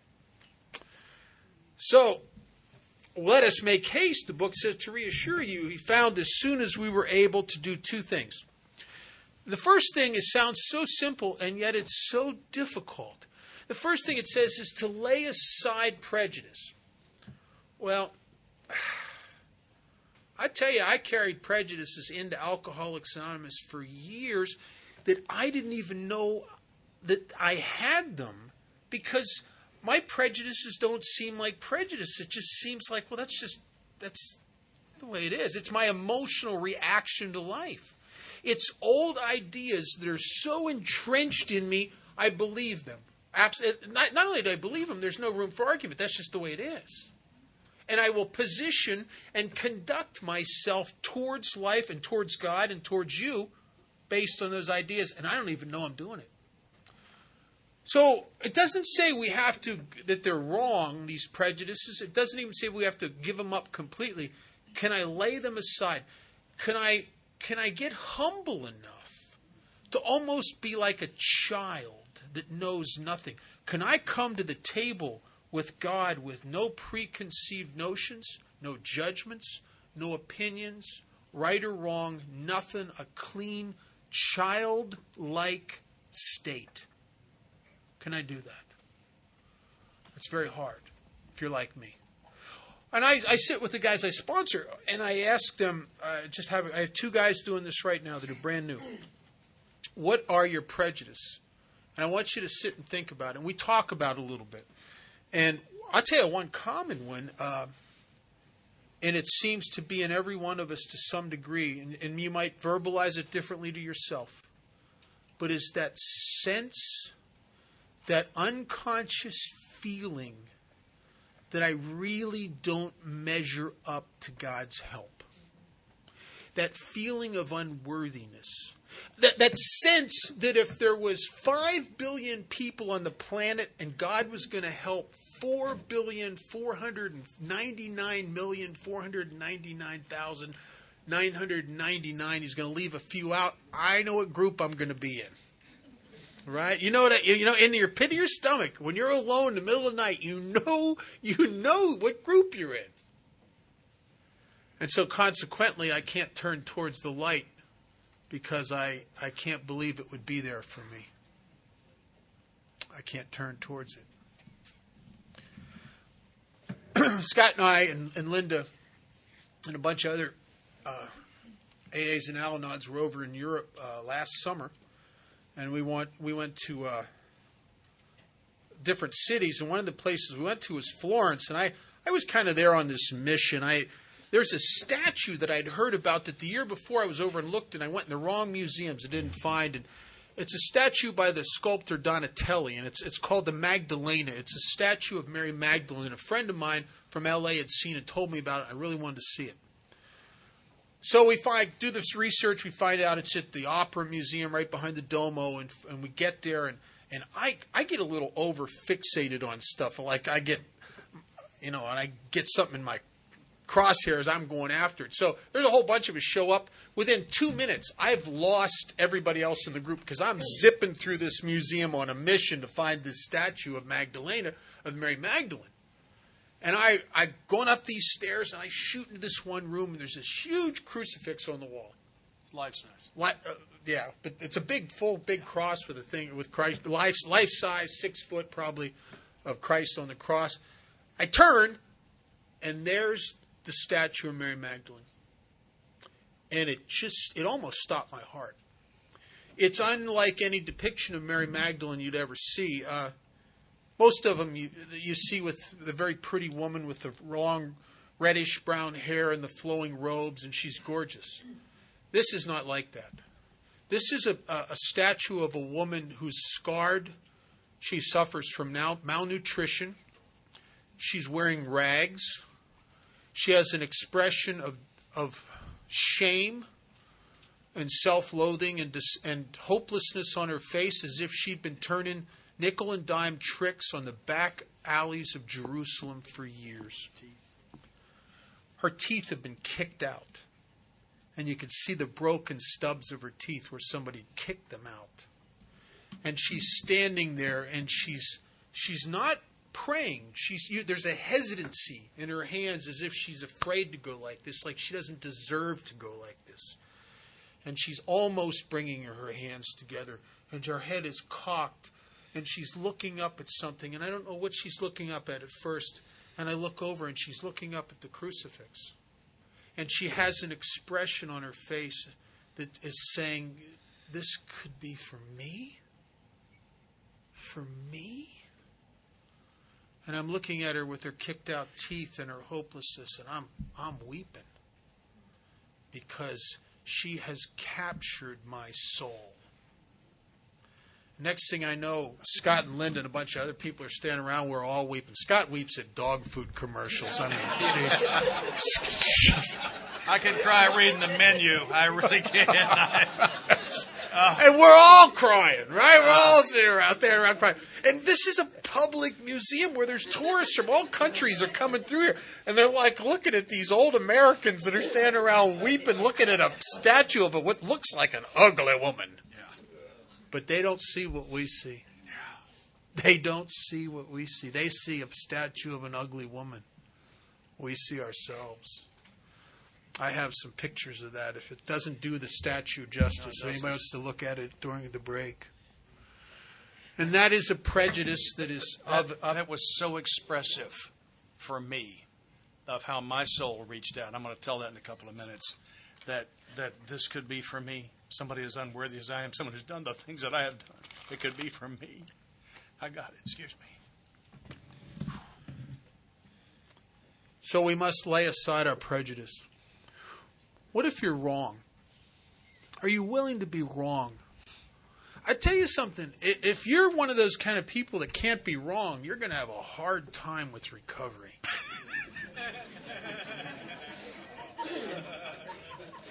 What if you're wrong about everything? What if you're wrong about you and what you're worth? What if you're wrong about how bad you are or how good you are? What if you're wrong about God? What if you're wrong about life? What if you're wrong about everything? What if you're wrong about your childhood? What if you're wrong about the people you've been in relationships with? What if you're wrong about everything? Are you humble enough to entertain the fact that once again, and I say once again because you've caught yourself, your perception could be wrong again? Can you be humble enough to get that maybe I'm even wrong about the stuff that, God, if I was wrong about what a piece of crap I am. See, my ego doesn't even want to be wrong about that. It will defend that. It defends everything. So if I can lay aside these prejudices, and then the second thing, it says, You're still on 46? yeah, 46, middle of it. Lay aside prejudice and express even a willingness to believe in a power greater than myself. If I can do those two things, the book promises me, I will commence, which means I will move into getting results, even though it's impossible for any of us to understand, fully define, or comprehend that power which is God. So how do you express a willingness? Well, take actions that you don't believe in. I think there's a universal experience in Alcoholics Anonymous. I've never found an exception to this yet. I've never met a newcomer yet that came to AA in the middle of the hopelessness and despair and self-loathing of another bottom, looks at the 12 steps and went, oh yeah, that would work. I've never met anybody. I don't know where. I've seen a couple Al-Anons that, yeah, that worked for him, but I've never met an alcoholic that came to AA and looked at the steps and thought that would. Matter of fact, we have a common experience is that we don't even get that it works until after we do it, and then we all say the same thing. Oh, I should have done that years ago. Then the ego grabs onto it. Then we feel smugly superior to the people that don't do it. Right? If I can express even a willingness, and the old-timers had me do two things. They had me start praying on my knees in the morning. I didn't want to. Matter of fact, I did it, but I kind of tried to talk this guy out of it. I had a pretty good case built. I'd heard people in AA talk about they don't pray on their knees. They pray laying in bed. They pray. I had one guy pray sitting on the crapper. Another guy prays driving the car. I said, those guys don't pray sitting on their knees. How come I do? And he says, well, not everybody has to. Just people with egos like yours. Don't even, if you're new, don't even engage with the old timers. Just do what they say, because they got some kind of spiritual jujitsu. You can't win. You can't win. So I was living in this men's halfway house, and I'm in a room with bunk beds, all these guys. Now, I'm not going to get on my knees in front of a bunch of guys in a halfway house. I know it. I've been to jail too much. You don't do that. I mean, you just...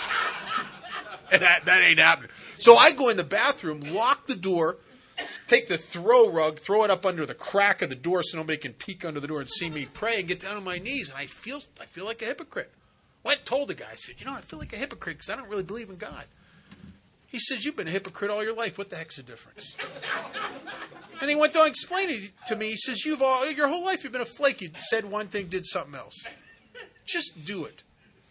And what they were and then eventually they started getting into the steps. And where I would start clearing away the things that would help me to access the power.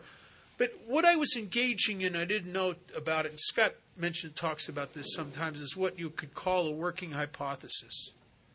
People in AA are telling me something I don't really believe, because it is outside my experience. What they're telling me is behind the very veil and fabric of the universe, there is a power source that is absolutely crazy about me. And that if I will just reach into the veil to access that power, it will change my life. And to reach in goes through here. It's a journey inside. But I don't believe it. And it doesn't matter. I started to take the actions, and some amazing things started to happen in my life. And I started to experience an endless series of coincidences. Funny stuff would happen to me. I remember in my first year or so of sobriety, crazy stuff. I'd be sinking into a depression, and my phone would ring, and there'd be some guy in AA who wants to talk to me. Who had him call right at that moment? Right? Who had him call then? I was at work one morning, and I'm ready to quit my job. I went to work, and my boss disrespected me. That's what he did. And I'm enraged, man. You can't talk to me that way. And I'm ready to quit my job, and I'm working harder there than anybody else. Nobody appreciates me. I'm insane. I want to punch him, but he was a boxing commissioner, and I didn't. An ex-boxing Golden Gloves guys. I'm not going to punch him, And I didn't take my lunch hour that day, and I just had this compelling idea to go to a noon meeting instead of eating lunch. And I got in my car, and I rushed across town, and I walked into a meeting I normally don't go to, and I'm sitting in the meeting, and I'll tell you, I'm not in that meeting more than 5 minutes, and there's a stranger in there who's talking about an incident that happened with his boss, and he was going to quit his job, and his sponsor turned his head around, and he realized he had to go make amends to his boss. And I'm sitting there, and I'm going, oh my God. See, he pulled me up for screwing up at work, and I don't take criticism very well. And my ego was hurt, and I wanted to retaliate. And I heard this guy talking about himself, and because he's not trying to tell me I'm wrong, I'm just listening to him. And the light went on. I thought, oh my God, that's exactly what happened today. And I went back to work that afternoon. I made amends to my boss, and I didn't have to quit my job. Who made him say that then? Who put the compulsion in me to go to that meeting? Who brought us together, by what I consider divine appointment? And I don't know how many dozens of instances have to happen like that before a guy who's even a skeptic like me starts to. It's more than believe. It's like you're overwhelmed by the reality in your life that something's going on here. We were over in. I was just over in London last month with one of my sponsees. We're doing some AA stuff, and we were walking around Hyde Park down near Buckingham Palace, and the streets are lit down there with gas streetlights, and there's in the sides of the poles there are these little doors that are now welded shut. But years ago, before the technology was in place, there was a guy whose job it was to come up and down the streets of London, and he'd open those little doors on the side of the poles, and he'd reach in with a key, and he'd turn the gas on, and then he'd reach up with a pole with a flame on the end and light it. And at twilight, you could go up to the top of the highest building in London, and no matter how hard you looked, you could not see where that guy was. But you could see where he'd been. And I could sit in a meeting of Alcoholics Anonymous at 2 years sober. And truth be told, I couldn't see where God was, but I could see where he'd been. Not only in my life, but in the lives of the new people that I had the privilege of helping and giving rides to meetings, and I got to see them in detox when they were more dead than alive, and I got to see them 2 years later when the restraining orders have come off and they got their kids back. I got to see the homeless guys, the guys that were living in the bushes Did you hear he's buying a house? Huh? Remember the guy that had the mental illness? Remember the guy that was so wacky and depressed, you knew he not only should be on medication, probably going to be on medication all his life. Did you know he's not taking anything? Did you see him with those 3 guys he sponsors? Did you see the light in his eyes? Did you hear him laughing after the meeting, kidding the guys he sponsors? And I started to see the hand of God. You know, the ego and the spirit are in competition with and conflict with each other, almost diametrically opposed and connected in some sort of weird tug of war. You know, I have never seen my ego directly, but I see its work. And I've never seen God directly, but I see his work. I read a lot, and there's some authors, I've read every book they've ever written. I've never met them, but I'll tell you something, I feel like I know them because I have studied their creation. And in Alcoholics Anonymous, we study very diligently the enemy, self-centeredness, and all the manifestations of self. And we open ourselves up very lovingly and openly to God. I see the manifestations of God in my life continually, and every once in a while I really get a strong glimpse of it when I'm not looking intentionally. I tell you a little story. This happened to me probably 15 years ago. I was with a bunch of people in AA, and we were at this mall. And in the middle of the mall, there's a kiosk, and they're selling these framed pictures. Weird-looking pictures. Looked like Rorschach pictures to me. Kind of weird-looking. And the one person says, "Oh, my God, come on, you got to see these." And I went over, and I'm looking at these. A whole bunch of different ones. I'm looking at them. It's just weird-looking stuff to me.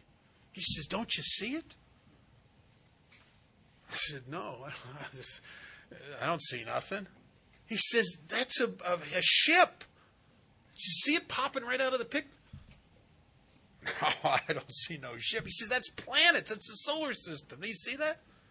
"No, man, I don't know what you're talking about."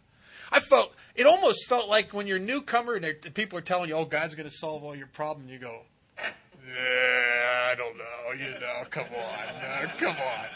Yeah, God and the Tooth Fairy, I bet, because I can't see it." And they said, "Just look." They're telling you, these are holographic pictures. Look, you'll see it all of a sudden. It'll just pop right out at you in 3 dimensions. And I'm looking. So I'm a kind of a determined guy. I want to see what I'm not seeing, so I'm really looking. And all I'm getting is like a headache. I'm just, I'm looking, trying to look. If I'd done it long enough, I think I'd end up with a headache and hemorrhoids probably. If I really look, I can't. And the harder I look, the less I see it. And this guy says, "Just relax. Just relax. Be still and know that I am God." And there was a moment when I was looking at one of these pictures, and all of a sudden, bam! And it was like, whoa. Oh my God. Did you see that? And I think God's sometimes like that. The problem is if I believe the pictures, if I believe that the guy's kidding me and it's not really there, I won't be able to see the picture. Or if I look through an act of will because I want power or significance, I won't see the picture. I can't approach God. That's why spiritual growth is always, it's never from education and it's never from addition. It's always from subtraction. It's always as a result of letting go. Letting go of the things that stand between me and God. How much time do we have? Let me do it for a minute. Okay. You got something over there? I'd like to get 55 if we have time. Go ahead. Yeah. Okay. Page 55. I love what you're doing on page 55. Let's do it really fast. All right. Page 55. Page 55 is a vision of what will happen to me and what I'll find as a result of steps 4 through 9. Middle of the page, second full paragraph, it says, "Actually fooling ourselves, for deep down in every man, woman, and child is the fundamental idea of God." Deep down in me, And it's hard. That's almost hard to believe when you're new, because how could something so powerful and good be inside something that is so weak and bad? But then old-timers kept saying that. They used to even talk. I watched Chuck Chamberlain after a meeting one time. Some guy said, how do you find God? And Chuck was poking him in the chest, saying, he's not lost. He's right in there. When I go inside me, I don't run into God. I run into craziness. I run into a pack of nutcases just chattering nonstop. I run into legion. And the reason is that it says in the next sentence, it says, because this portal, this thing inside me, this to the divine, this piece of the divine, this is obscured, it's blocked by three things. By calamity. We all know calamity. You want to know what calamity sounds like? Imagine a doctor could surgically implant a microphone into your brain on a bad day, and through loudspeakers we get to hear what you're thinking. We'd hear the voice of calamity. I mean, when you think about it, God could have to, if you had a megaphone, you might not hear him. And then the second thing is pomp, is that I get so full of what I believe is right. Pomp's another word for ego. I just puff up on myself. I get so full of myself. And the last thing is worship of other things. That was a hard one to see. When I was about a year and a half sober, I went through an experience that really was an epiphany for me. I was ending my first sober relationship. Now, I don't think there's a person on the planet more narcissistically self-involved than an alcoholic ending a relationship. You can go up to a person like that and say, I just came from the doctor. I have terminal cancer, 2 weeks to live. And he'll go, do you know what else she said? I mean, because you just get it right. It's just right here on you, man. You can't get it off. And I am wacko, man. I am just nuts. And I'm in this meeting, and I can't hear nothing because I'm in my head thinking about if I see her, I'll say this, and then she'll say that, and then I'll say this, and then I'll hit her with that, and she'll realize how wrong she'd been, be properly ashamed of herself, and beg for me to come back. So if God's trying to talk to me through the people in the meeting, nothing's getting through because the big show's on the inside. And because she's a member of AA and she's not in the meeting, some hideous force has planted a spring in the back of my neck connected to the meeting room door. Every time the door opens up, I go, hey, right? So I'm not getting a lot out of this meeting. And actually, by the end of the meeting, I'm worse. I think the subject was gratitude or something. So I end up in a coffee shop with a guy got hostage because he's riding with me. He's got 28 years or 20-some years of sobriety. He's from California. And I'm telling him about this relationship for 20 or 30 minutes till his eyes have glazed over. And he's a very kind man. He's listening to me, nodding his head. When I was done, he said some things that blew my mind. He said, kid, you ever thought about the first commandment? And I said, oh, no, I'm not really into that. I'm just into AA. And he says, yeah, I know. He says, you and I are a lot alike. He says, guys like us, we can't get past the thou shalt not. He said, but in my experience, the Ten Commandments were originally written as statements of spiritual cause and effect. When they were translated out of the Aramaic and through the Greek and then the Latin, by the time they got to English, they had an authoritarian spin put on them. He says, but I don't think that's what the point is. He said, the first commandment is, I am the Lord thy God, thou shalt not have false gods before me. He said, it is my experience that God loves you absolutely. There's nothing you can do that will make him stop loving you. You can put anything you want between you and God, and he'll still love you. The problem is you just put something between you and God. You just block the light. He said, when you worship something, it doesn't mean to bow down to. It means simply to obsessively turn your consciousness towards. He says, you want to know what you worship? Very simple. The end of your day, make a pie graph of everything you've been thinking of, and the thing that owns the pie would obviously be the thing you're obsessively turning your consciousness towards. When he said that, I pictured this pie graph with a little sliver for aid and a little sliver for work, and the rest of the pie graph was her.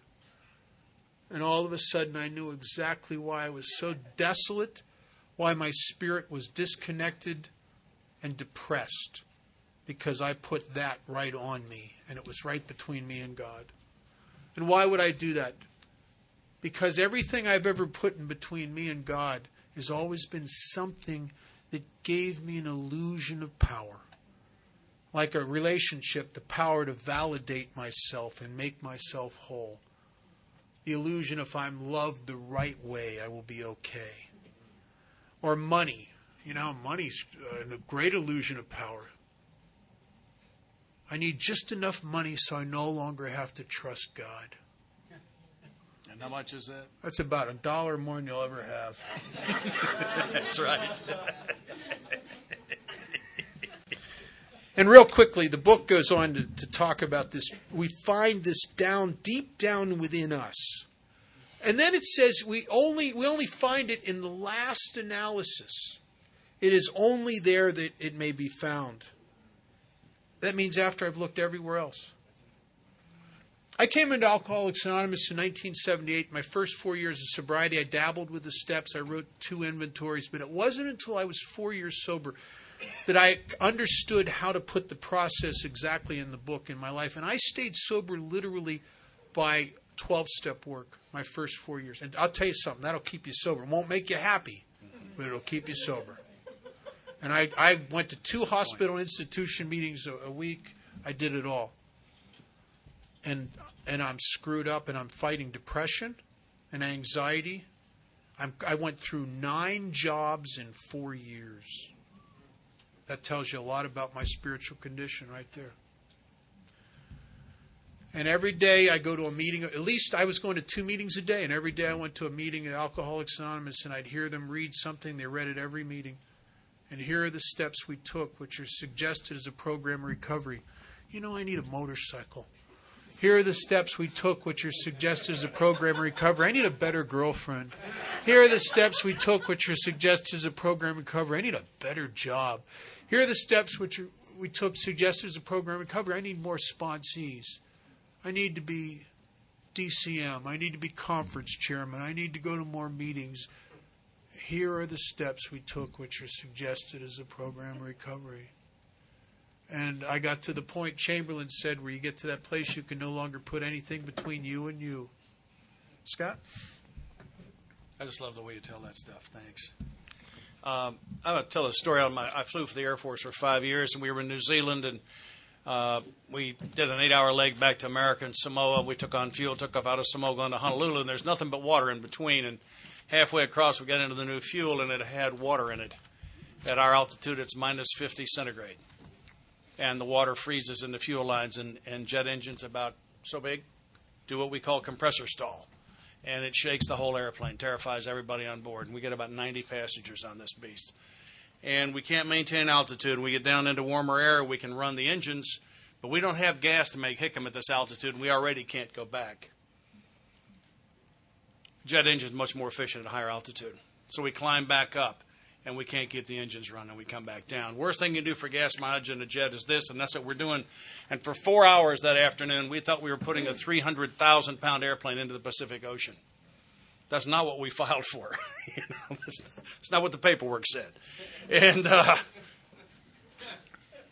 I told God if he would get me out of this one, I would quit smoking.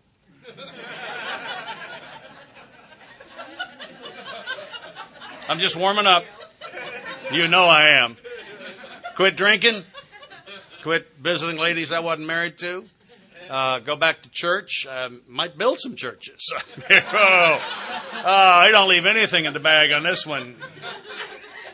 I'm telling you, 4 hours is a long time to think you're going to die today, because the numbers say we're not even going to get close. And we get closer and closer, and we approach, and what we just finally decide is if we can make high station for a forced landing. If any pilots in here know what I'm talking about. If we can get to a high station for a forced landing, we can at least crash on dry land so our bodies can be sent home for burial. Because you see, you don't put 300,000-pound airplanes down into the ocean and live. That isn't done. And many of us have thought we were going to die in the next few moments. We looked down gun barrels. We've laid down bikes. We've been in car wrecks. We've done a lot of that stuff. 4 hours is a long time. We turned finally to Hickam at 9,000 feet. We put it down on the end of the runway and taxied in and shut them down. They dip the tanks like you dip your crankcase. See how much oil you got? We had insufficient fuel left on that plane to start 4 engines and taxi to the runway. We did not have that much left. I could have walked carrying what we had left in buckets. I didn't even go to the quarters. I went straight to the officers' club, the stag bar, the crazy section in the back. I put my bags on either side of the bar stool.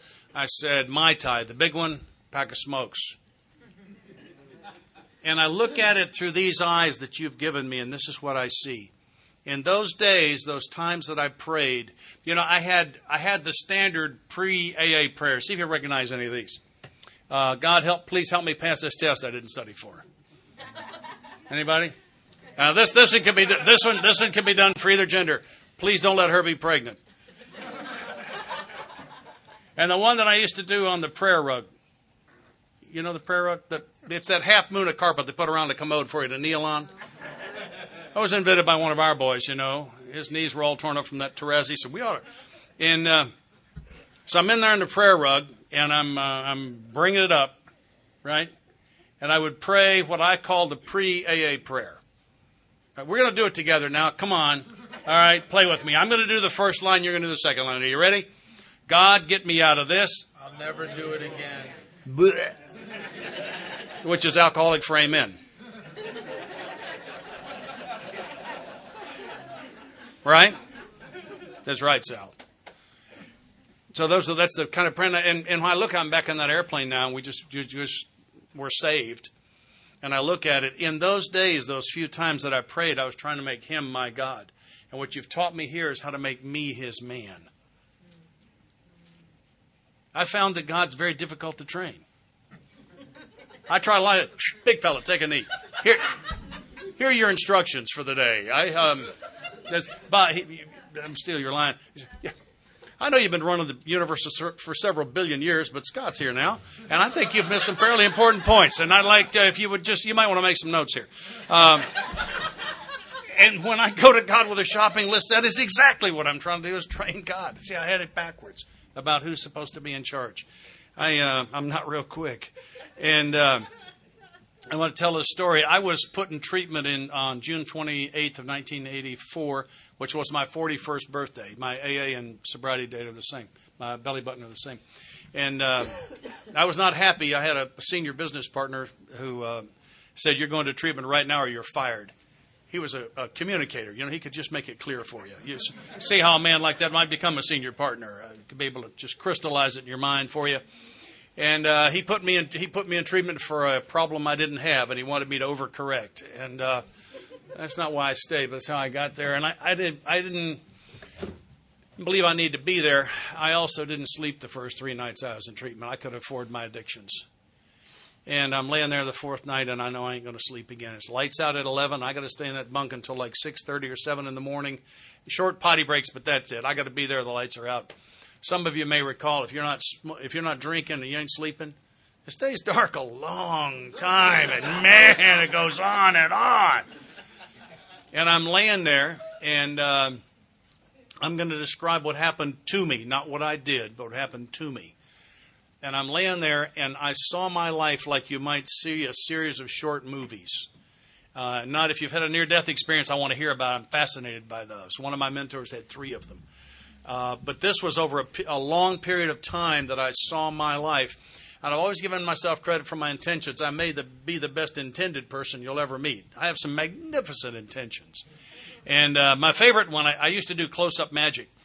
And I was one of these days, I'm going to get a clown suit. When I'm on the road, instead of running the bars and chasing the women and getting screwed up, I'm going to put on the clown suit and take my magic kit into a children's hospital and do a show.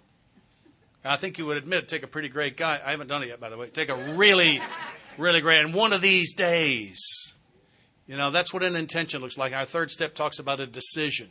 This, for me, is the difference between an intention and a decision. An intention is followed by more intentions. A decision is followed by action. That's the difference. That's the difference. And this night, I'm laying there in that bunk, and I cannot see my intentions. All I can see are my actions. It's not a pretty story. I got to the place where I began to think about the single worst thing I've ever done. I have one that stands alone. I'd always been able to stop it before, 3 jacks will do that. 6-pack, I know how to turn that off. Not laying in a bunk in a treatment center, I don't. And I reached what for me was bottom. I know guys in prison serving long sentences because of alcoholism that are planning to drink. They are not at bottom. I have been in plenty of kinds of trouble myself. I have puked blood, not just once. None of that was bottom. For me, bottom is not on the physical. I don't see the definition in the literature, so I'm going to give you my experience with it. Bottom ain't on the physical plane. Bottom's in here. Bottom is when I hate my guts and I'm so repulsed by me and what I've done that I would pay anything for relief from that. For me, that was bottom, and that's when I reached it.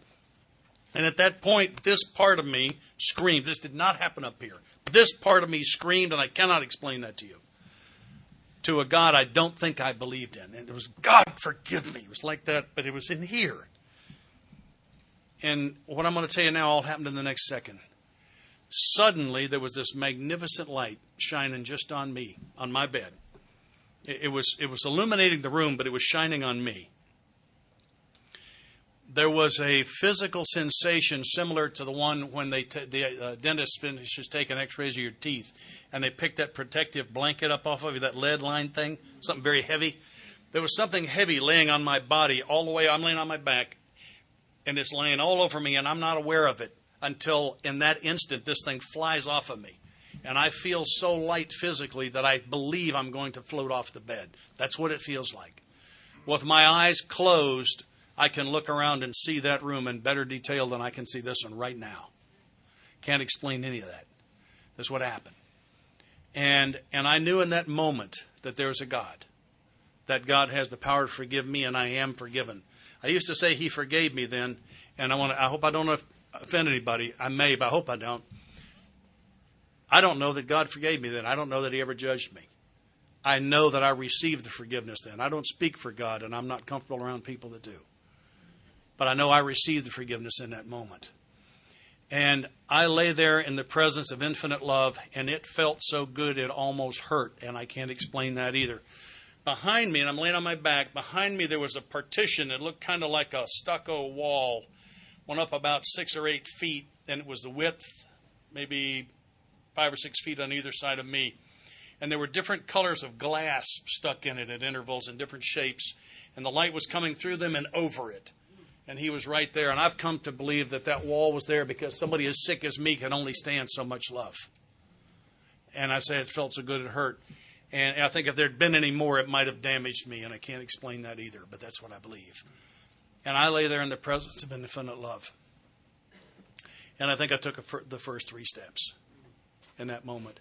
And I don't know how long I lay there in the Master's presence. I've talked to other people who've had experiences similar to this one, and they all agree when I say this.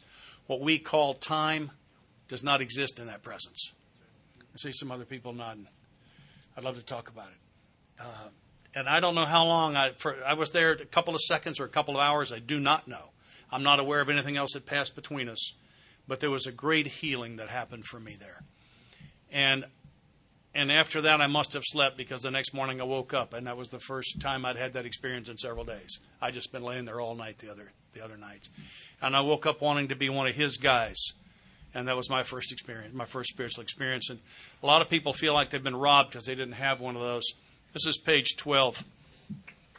Bill's story, bottom of the page. But soon the sense of His presence had been blotted out by worldly clamors, mostly those within myself. I can't tell you what Bill Wilson meant by that, but that reminds me of the truth for me. And that's that I do not believe that experience alone would have kept me sober 24 years. I don't believe it. That was just a cornerstone for a last gasper like me. I think I was close to death and nobody knew it. I sure didn't. That was a beginning for me. The rest of this has been absolutely necessary. For the balance of the time that I have the microphone for this weekend, the perspective I'm going to take is how I take someone through the steps. It's either going to be that or how I was taken, which is the same. If I sound like I'm telling you what to do, I am not. This is the only way I know how to present it. So this is how I take. If your sponsor disagrees with me, your sponsor's right and I'm wrong in your case. I believe God blesses sponsorship.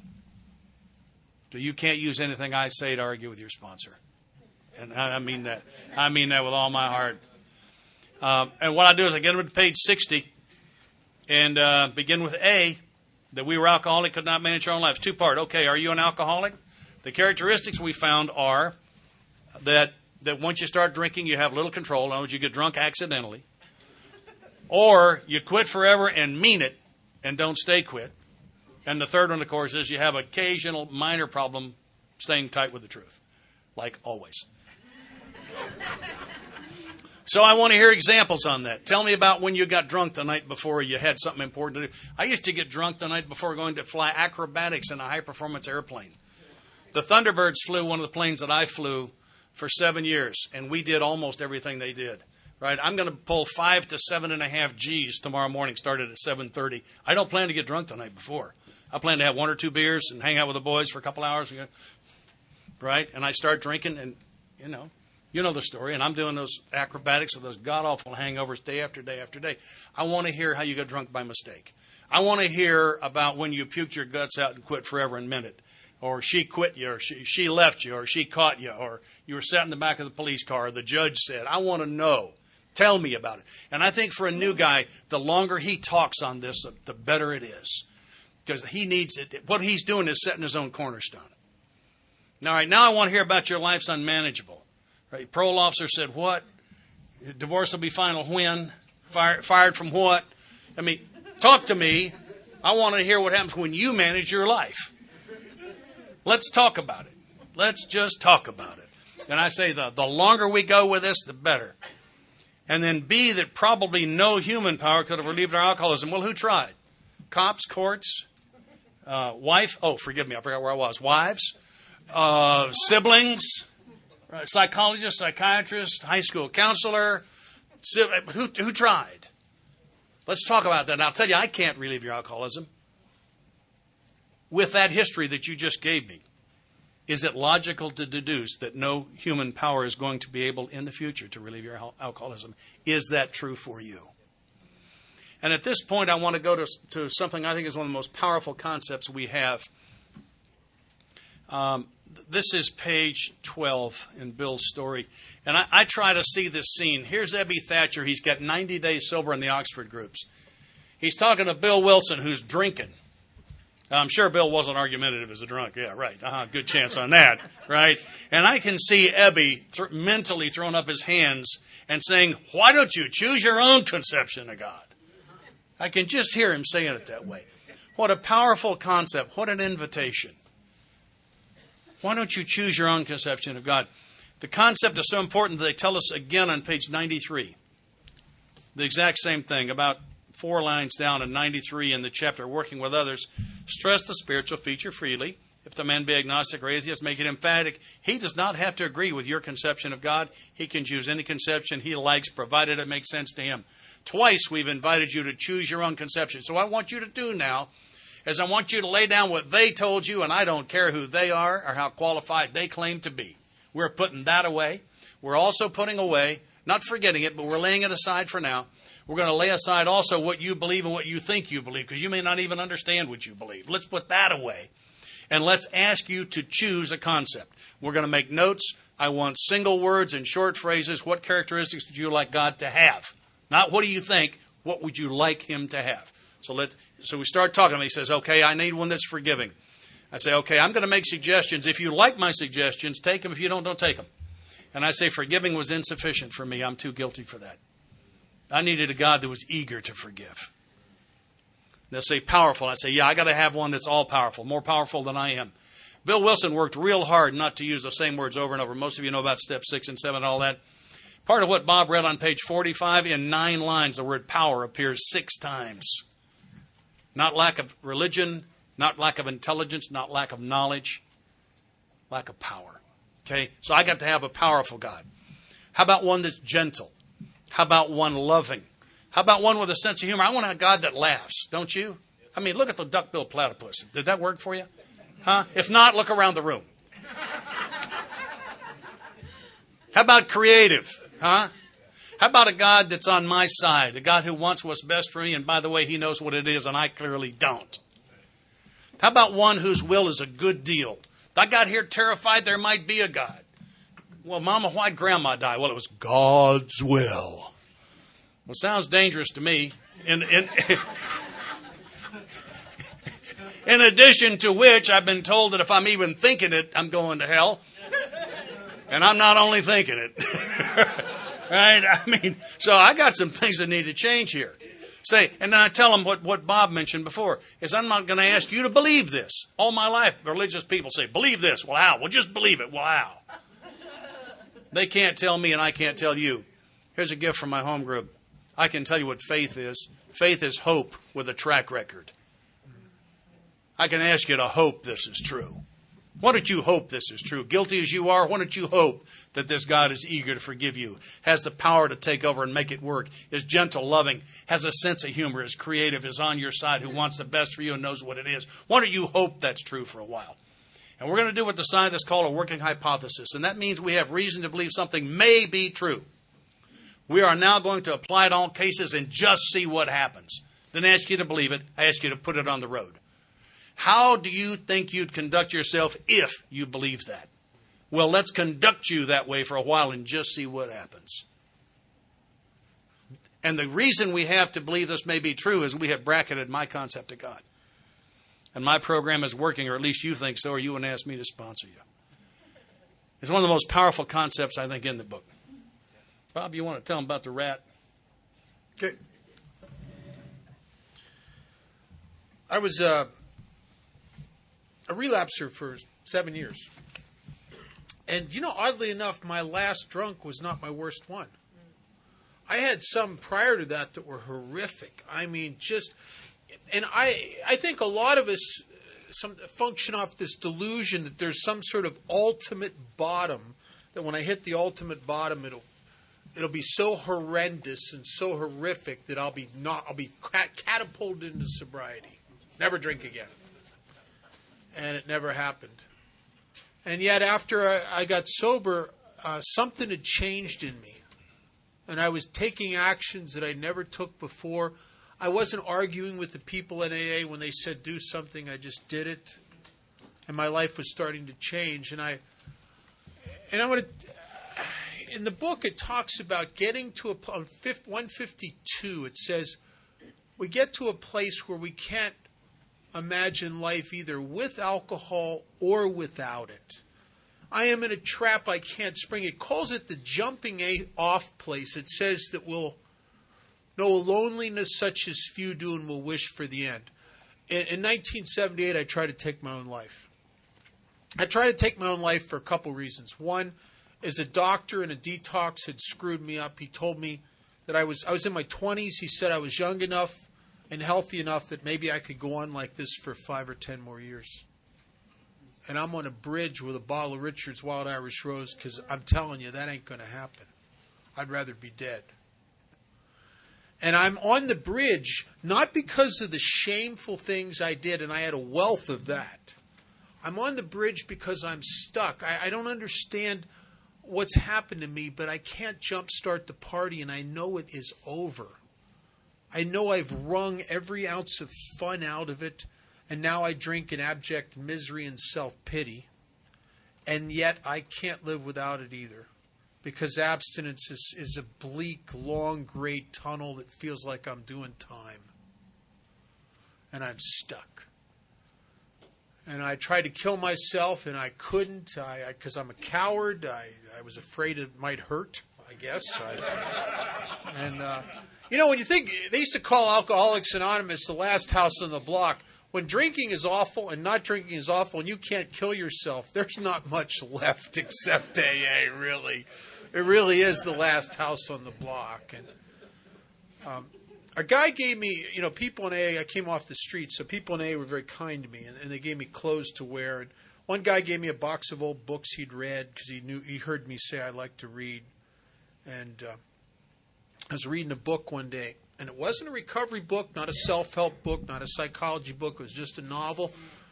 And I came across this part of the book that blew my mind. And all of a sudden, I knew exactly what had happened to me. And it's a very similar thing to what William James talks about. And I got, in the book, there was a section where these scientists were doing experiments on the human brain, and they found that in the human brain there was a section called had a Latin name, but they kept referring to it as the pleasure center. It's the part of the brain that allows me to experience the high from alcohol and drugs. And they took these laboratory rats and they'd put 2 tiny wire filaments into the pleasure center of the rat's brain. And then they would pass a mild, barely detectable electric stimulus through those wires, and it would stimulate the pleasure center of the rat's brain so the rat would get high. So what they did is they hooked up the juice to a pedal in the rat's brain, and to a pedal in the rat's cage, and the rat would learn he could hit the pedal and get high. So you know what happened? The rat just laid on the damn pedal. I mean, he don't do nothing else. He just hits that pedal, man. He don't drink water. He don't eat. He don't have sex. He don't do nothing. He just parties. Hits that pedal. And he hits the pedal till he dies. Usually of dehydration, because he's not even stopping to drink water. Now, I've told that story probably 1,000 times in Alcoholics. Thanks a lot. Good morning. My name is Scott Lee, and I am an alcoholic. And very, very grateful to be here. I thought we might open with a little bit of play, because my wife says that laughter is a sound effect of recovery. And I believe that. And anyway, on page 31 in the text, we're going to do this together. We're going to do a showing of hands.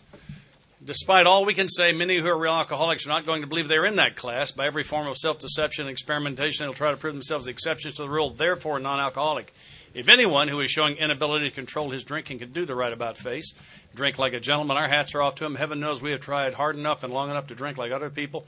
Here are some, not all, some of the methods we have tried. Drinking beer only. Who tried the beer experiment? I'm not drinking the hard stuff. I ain't smoking none of that either. Wet beds. Yeah, there you go. Yeah. Limiting the number of drinks. Only going to have 2. That was the worst one, I thought. Never drinking alone. Try that. Never drinking in the morning. Now, well, hold on. Just a technicality. Brandy Alexander is actually just being continental, right? That's not really. Yes, that's drinking. Okay, we have to call it by its own name. Drinking only at home. Yeah, I sponsor a cop in Nashville, and he said he approached the scene of a 1-car wreck. The car's like around a phone pole. By the time he gets past the trunk, he can smell the booze. He gets to the front, the window's down, the guy's laying there. Ron leans in and says, "Are you okay?" Guy says, "You know what, officer? I've absolutely got to stop driving." That made sense to you, didn't it? Never having it in the house. Did you ever pour it out? Did they ever pour it out? No. Oh, yeah.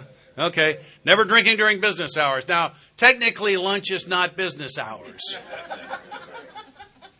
And a friend of mine says, anytime I'm defending myself with a technicality, I'm already wrong. Yeah, he did that. Drinking only at parties. Well, I'm a party hunting a location, aren't you? I'm a mobile. Switching from scotch to brandy. Try to move to something you didn't like so you wouldn't drink too much of it. Yes, sir. Drinking only natural wines. No, that Ripple was never anywhere near a grape. No, we're not counting. You know, the problem with the wines is when you puke, it's stringy. You just always got to wipe. Have you seen the ads on TV for this new Budweiser beer, Budweiser Select? And one of the things they say about it is finish is clean. You've seen that? I know what that means. That means you put it right where you want it when you puke, and you don't even have to wipe. So when you see that commercial, you'll know. Finish is clean, all right? Agreeing to resign if ever drunk on the job. Anybody ever get trapped on the job? Taking a trip, not taking a trip. Don't you love that? Swearing off forever. Who quit forever? Who quit forever? Solemn oath on the Bible in front of witnesses at least once. All right, that's pretty good. Who peed in the closet? Did you really? I never did that. I'm so embarrassed for you. I don't believe I'd have told that. There's a big difference between a fist step and sharing in a meeting. I don't believe I would have told. I will admit my first wife's still mad about that antique coffee table we used to have in the living room. I will give you that. Who's taking meetings into jails and prisons? Keep them up for a minute. Anybody else, if you're suffering from depression, get with one of these people and take one meeting into the joint. Just one. It will break a depression faster than anything else I've ever seen, and it won't have a negative impact on your recovery. It's an amazing process. Taking more physical exercise. You ever try that? I was playing tennis stoned one time. Let me tell you something. Running and laughing are a bad combination. You can get hurt doing that. Reading inspirational books. Who's got everything Og Mandino ever wrote? Yes, sir. There we are. We're the ones that buy all of that stuff, right? Going to health farms and sanitariums. Where do you think you are?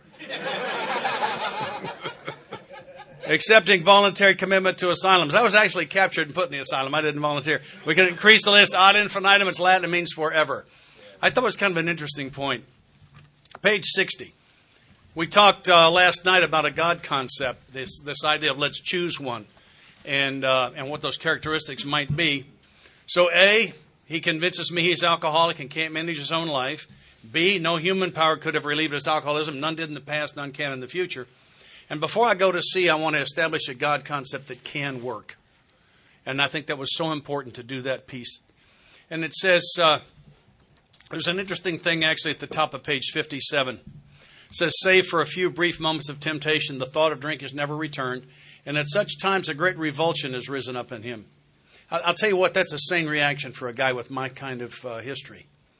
You know, I say I don't see where it promises me manageability, but it sure promises me sanity. And this is one of them.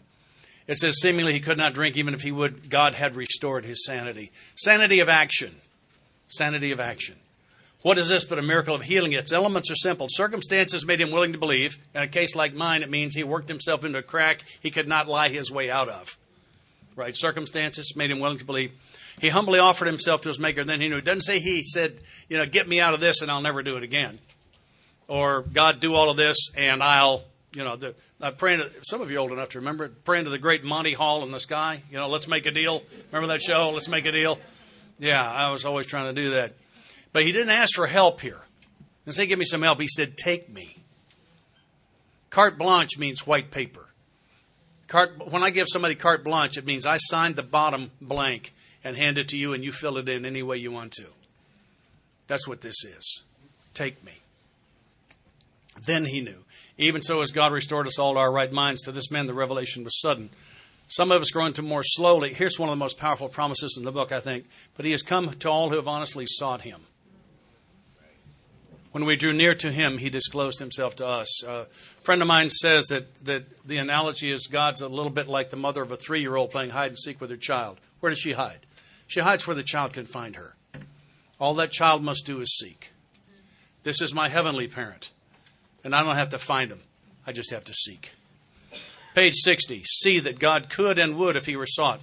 Well, this God we talked about, we said was all powerful. So I say he could and would. Well, let's see. He loves me. He's gentle. He's eager to forgive. He has a sense of humor. He wants what's best for me.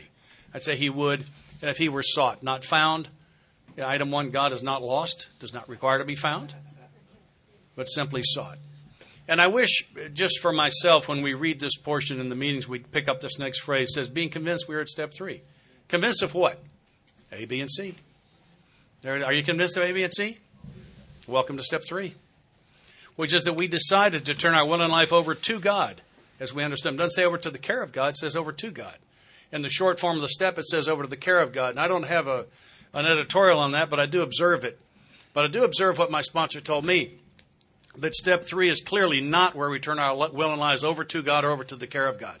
If we could do that at step 3, we would have a 3-step program. What could be left after that?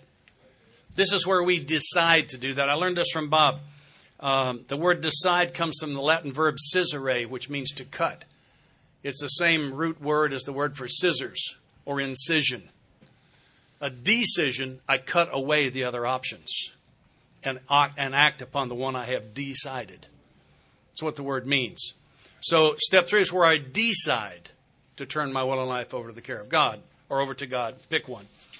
And I think the question then becomes, how do I do that? And I believe the answers are numbered 4 through 12. Short form. Having had a spiritual awakening sounds a lot like will and life over to God. Spiritual awakening, in my experience, is a process. And there was a moment this morning when I was asleep, and there was the next moment I was awake. But a few seconds later, I was more awake. And when Linda and I finished our morning prayers, I was more awake. When I stepped out of the shower, I was more awake. I'm more awake now than I was when I got out of the shower. I think this spiritual awakening thing continues to be that way. That there's not an end to it. It's not a yes or no question. It's a process that if I stay involved in this, doesn't end. And that's one of the most exciting parts about it. I was sober less than a year, and I heard a speaker who was sober 22 years. No, he was sober 20. Talk about he and his sponsor lived in different cities at this point, and they hadn't been together in about a year. His sponsor had 22, and they had spent their first 2 hours together talking about all the new stuff they'd learned and all the growth they'd had since the last time they'd been together. I thought, wow. So there's not an end to that. Continuing on page 60. Just what do we mean by that, and just what do we do? The first requirement, there are requirements. And if there's a first, there must be more than one. First requirement is we be convinced that any life run on self-will can hardly be a success. Have you ever seen one? I never have. I've seen a lot of lives run on self-will. I've seen them that were financially successful. I've seen some people I would love to trade wallets with, but I wouldn't trade hearts. Because I've seen them with a lot of money that don't smile. I have not seen a life run on self-will that looked like a complete success to me. Have you? This is I'm saying again, this is how I present this to a new guy in recovery. And new guy is someone I'm sponsoring for the first time. Even if he's got more time than I do, he's still new to me. And this is how I present it. It says, on that basis, we're almost always in collision with something or somebody, even though our motives are good. Collision! Bam! Bent metal, broken glass, blood, screaming. That's collision. That's different from like mild disagreement on rare occasion. Collision. And then it says, astoundingly enough, even though our motives are good. I've been hearing people in meetings for 24 years say, check your motives. And here it says very clearly, that won't work. I hear a lot of popular stuff in the fellowship that seems to be in direct conflict with what the text says. It does tell me in two places to check my motives. It says if I'm going to bed with somebody, is my motive selfish? It says when I'm going where they serve booze, do I really have a good reason to be? It's the only place it tells me to check my motive. Everywhere else it tells me principle. This is my perspective on that, is that when I operate from motive, I'm actually playing God. It's one of the ways I play God. Because with motive, I'm making it come out the way I think it should come out. And that's playing God. When I operate from principle, I'm doing what I think God wants me to do, irrespective of result. That's how I turn it over to Him, as I use His means. It's that simple. And I got this lesson. I'm a commission salesman. I call on major accounts. That's what I do for a living. I had a customer at a major account who was putting a lot of money in my pocket, and he could have tripled that by adding items. We were close personal friends. This guy was a Lutheran. I still don't know what that means. We did, because we had spiritual discussions like I have with you guys, but not a religious one. So I really don't know much about that religion, but I know about his spirituality, and he knew about mine. Our wives were friends. We're guests in each other's home. I am close to this guy. I get a phone call from him, and he says, my wife's just given birth. It's 2 months early, and the news from the hospital is not good. He says, would you come down here and pray over this child? I said, you bet I would. I got in my car, and I drove to Vanderbilt Hospital. I can remember pulling into the parking lot, doing what I've been told, checking my motives, right? And I can't answer the question. I can't tell me, honestly, am I going down there to pray over this child to bring spiritual relief to this family? Or am I going down there to pray over this child to look good to the old man so he'll put another couple of $100,000 a year in my pocket? I cannot answer the question. And I believe this.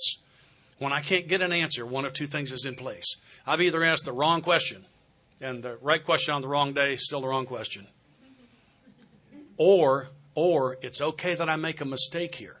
Because all of my lessons can't be learned without mistakes. See, I'm not supposed to be perfect. I'm supposed to make mistakes. It's my assignment. We'll talk about that when we get into step 4. And sometimes I have to make a mistake and live with the results so that I can learn. And I volunteered. I gave God the carte blanche. I prayed the 3rd step prayer and I meant it. And that means I've also volunteered to make mistakes and go through things so maybe somebody else can watch it who couldn't have gone through it so that they can get a lesson. You see, I signed on for that too. And I don't know. And so I sit there in that car and I don't have any time. I know it's the right question. It's the right day. I need to know right now. And I said, Father, I need some help here, please. I'm not going to ask you to believe this came from God. I want you to know that I believe it. And the next thing that came into my mind was a very clear question. And the question was, does going into a hospital to pray over a sick child violate any of your principles? And the answer was no. Then go ahead and do it, because there are no wrong reasons for doing the right thing. There are no wrong reasons for doing the right thing. There are likewise no right reasons for doing the wrong thing. Page 42. Last 2 lines. Quite as important was the discovery that spiritual principles would solve all my problems. I got to get out of the motive business. It gets me nothing but trouble. Page 60. 12. Having had a spiritual awakening as the result of these steps, we try to carry this message to alcoholics and to have good motives in all our affairs. Not what it says. And motive and principle are frequently opposed. I have got to get out of the motive business because it makes me crazy. I operate from principle is how I do it his way. I'm blue collar. I'm not in management anymore. I'm not responsible for the result. I'm responsible for my own action. It was a huge lesson for me. If you have one more example, and I'm going to turn this over to Bob for a few minutes. Interesting story. These two married people were in good shape financially. They both had great jobs. They had plenty of vacation time. Their kids both played in the high school band. They had band practice that afternoon and a safe ride home. And they decided to spend an afternoon in a motel because it felt to them like they had lost the spark from the early part of their relationship, and they thought they might regain it that way. Was everybody say that's a pretty good motive? We got to be in good shape with this, right? Did I leave out the detail that they're not married to each other? Did I miss that part? Yeah, details. I am capable of that kind of thinking if I go with motive. A fellow I used to sponsor, we were sitting in a meeting one time, and there was a new girl in town who, in our meeting, she said, I've just moved here from wherever. Gorgeous young lady. And he leans over to me, he says, I think I'm going to get a map of the city and mark some of the better meetings for her and give it to her after the meeting, try to help her get started well in Nashville AA. And I said, well, I think that's a really good motive, but I noticed there's a guy that just moved here too. Why don't you give it to him? And his face just fell. I got to make sure I'm not giving the map to the new girl. That gets me nothing but trouble. So I do so much better when I operate from principle rather than motive. It's one of the reasons I need a sponsor is to help me differentiate. Bob? Thank you, Scott. Good morning. I'm Bob Darrell. I'm an alcoholic. Hey, Bob. The 12 by 12, it says the effectiveness of the whole AA program rests on what we're talking about this morning, this ability to, or commitment to, or being convinced that we must make this decision to turn our will and our lives over to the care of God. In 1978, in my first couple months of sobriety, I was at a meeting, and I was at a meeting, and I shared something at the meeting that got this old timer's attention. He cornered me after the meeting, and he said to me, he says, Bob, he says, you got to take step 3. And I'm looking at the wall where they have the 12 steps, and I'm reading the step, and I said to this guy, Joe, I said, Joe, I can't take step 3. And he said, why not? I said, because I don't really know if there's a God or not. He said, you don't have to believe in God to take step 3. I said, Joe, it says we made a decision to turn our will and our lives over to the care of God as we understood him. I not only don't I understand God, I don't even know if there is one. He said, you don't have to believe in God to take step 3. I said, I don't get it. He says, listen, kid, he says, I'll make you a promise. If you'll turn your will and your life over to this chair, and he points to a chair in the meeting room, he says, I guarantee you an instant miracle. So I said, okay, I turned my will and my life over to the chair. What's the miracle? He says, the miracle would be your life's no longer in the hands of an idiot. When he said that, I didn't even get my feelings hurt. I just thought, yeah, that'd be right. Because if you'd have followed me around and observed me the last couple years, as maybe your family or loved ones or coworkers have observed you, if they could really see what was going on with you, whoever watched you would easily come to the decision and the conclusion that whoever's making decisions for this person is out to destroy them. And yet, inside of me, my ego defends everything I've ever done, no matter how self-destructive. I can't see it.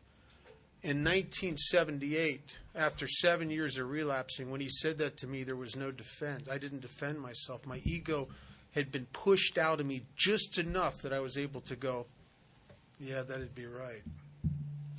That'd be right.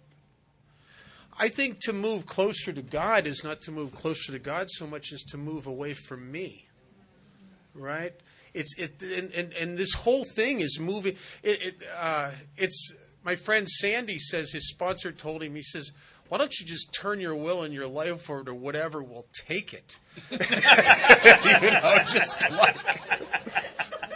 There's no pride. Right, there's no right. I mean, if you can find something to take it, you've lucked out, man. I mean, because when you think about it, if you look at your life objectively, if you stand back from it, I mean, where do we? The problem I face, and the book says the alcoholic's problem lies mainly in his mind. Well, when I'm afraid, when I'm frustrated, when I'm at conflict with life, I don't know about you guys. What's the first thing you do? It's probably the first thing I do.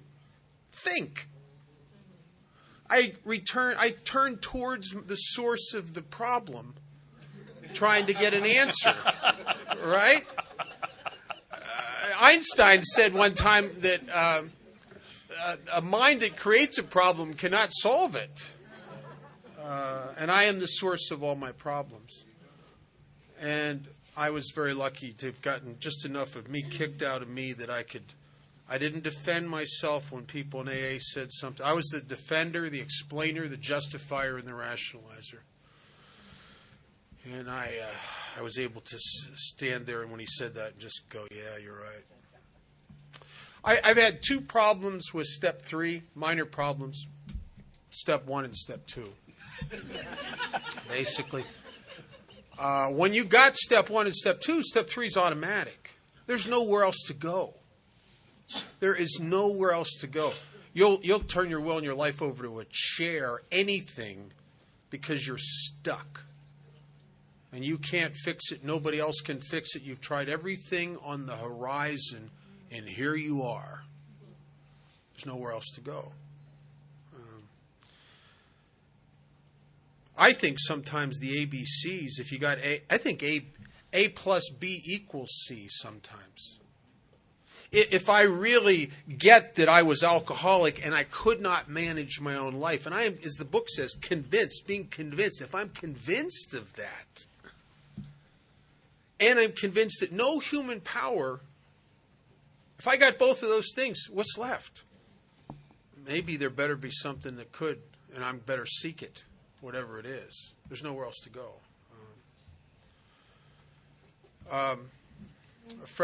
One of my favorite authors, he says that, what's it, I encourage the guys I sponsored, what's to think about, how does a surrendered person act?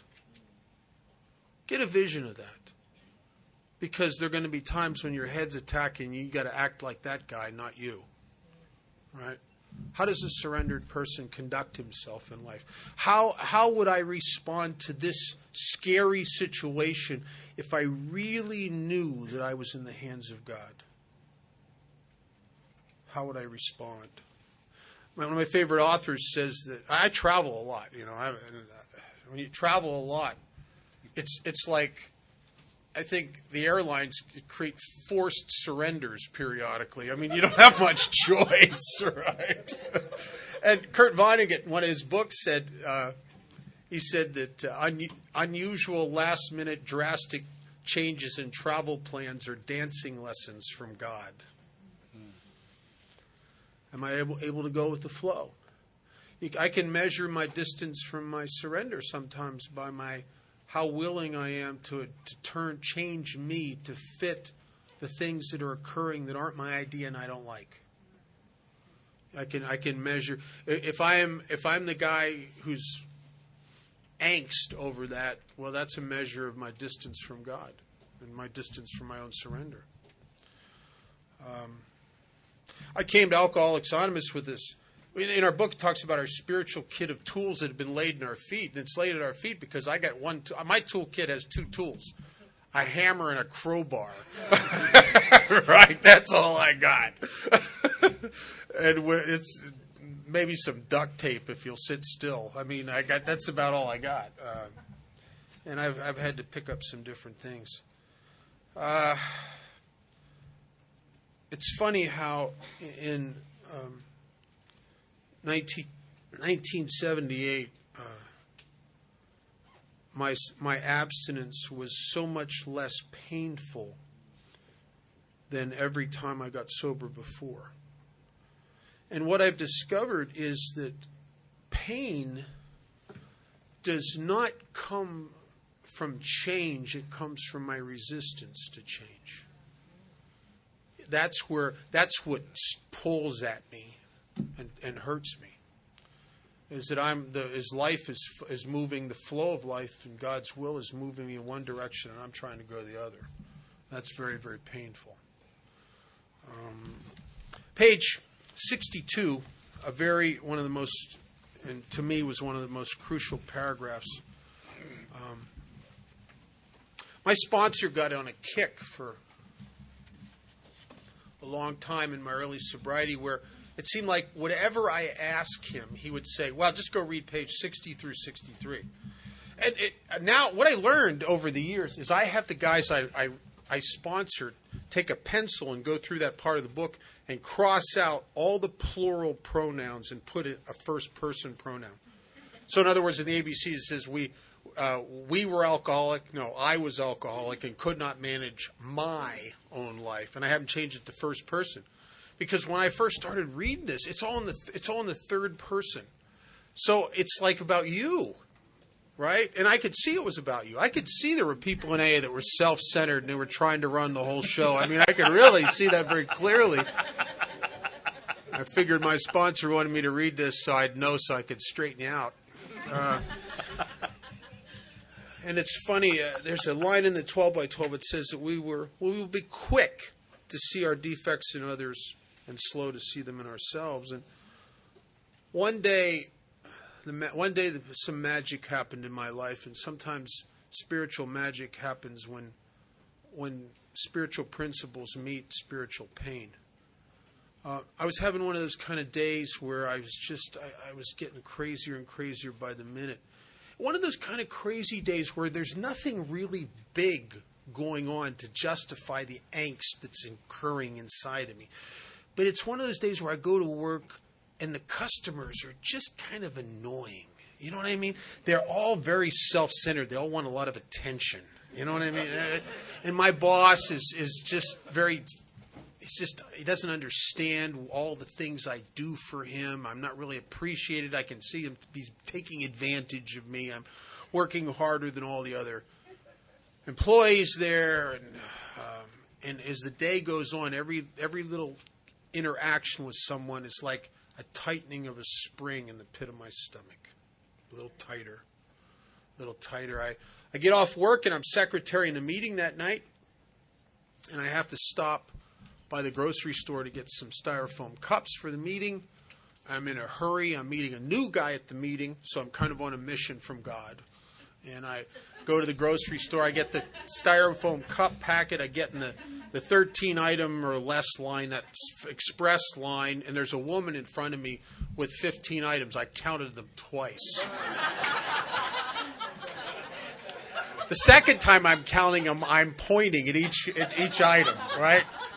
Now I want to choke her, but here's what I really want to do. I really want to go back in the office. I want to get the manager. I want to pull him out here. I want to make him count the items and then point at the sign, right? That's what I really... But I'm in a hurry, and this will all just slow me down, and I just like... It's like the spring, tighter and tighter. I get out of there. I get in traffic. I get behind a woman who is driving 5 miles an hour below the speed limit. My head is going to explode. I have thoughts of flooring it, slamming into her. We'll both die, but she'll realize, right? I mean, I am insane. I'm insane. I get to the meeting. My new guy's there. He's there waiting for me. I tell him where to sit. I stare. I get the literature all laid out. I wait for the perfect two guys to come in to chair this meeting, to give my guy the message of hope he needs. I tell the one guy, I say, listen, we're not going to read chapter 5. We're going to got a new guy here, we're going to read chapter 3. And, people in AA, when you're a nutcase, they just shrug their shoulders and go, yeah, whatever, right? So I'm laying this out. I could picture this guy getting a year mentioning my name. The meeting starts, and they read chapter 3, and the chairperson says, does anybody have anything they want to share? And some guy, evidently just out of treatment, raises his hand, and he starts talking about shooting heroin. Another guy in the meeting cuts him off and says, you can't talk about that. This is Alcoholics Anonymous. Somebody else jumps in and says, hey, wait a minute. He can talk about anything he wants to talk about. And it's instantly the meeting from hell. You know what I mean? It's horrible. And I'm sitting there and I'm fuming after all I've done. Right? No one's ever done so much for so many, so often, for so little. And I am like, I'm ready to quit Alcoholics Anonymous because I'm the only one here that really sees the spiritual truth here, right? And I get the meetings over, I throw the literature in the bag and storm out of the meeting, and I go home, and like Pavlov's dog, I call my sponsor because I've been trained to do that. My sponsor says, read page 60 through 63. And listen to what I found.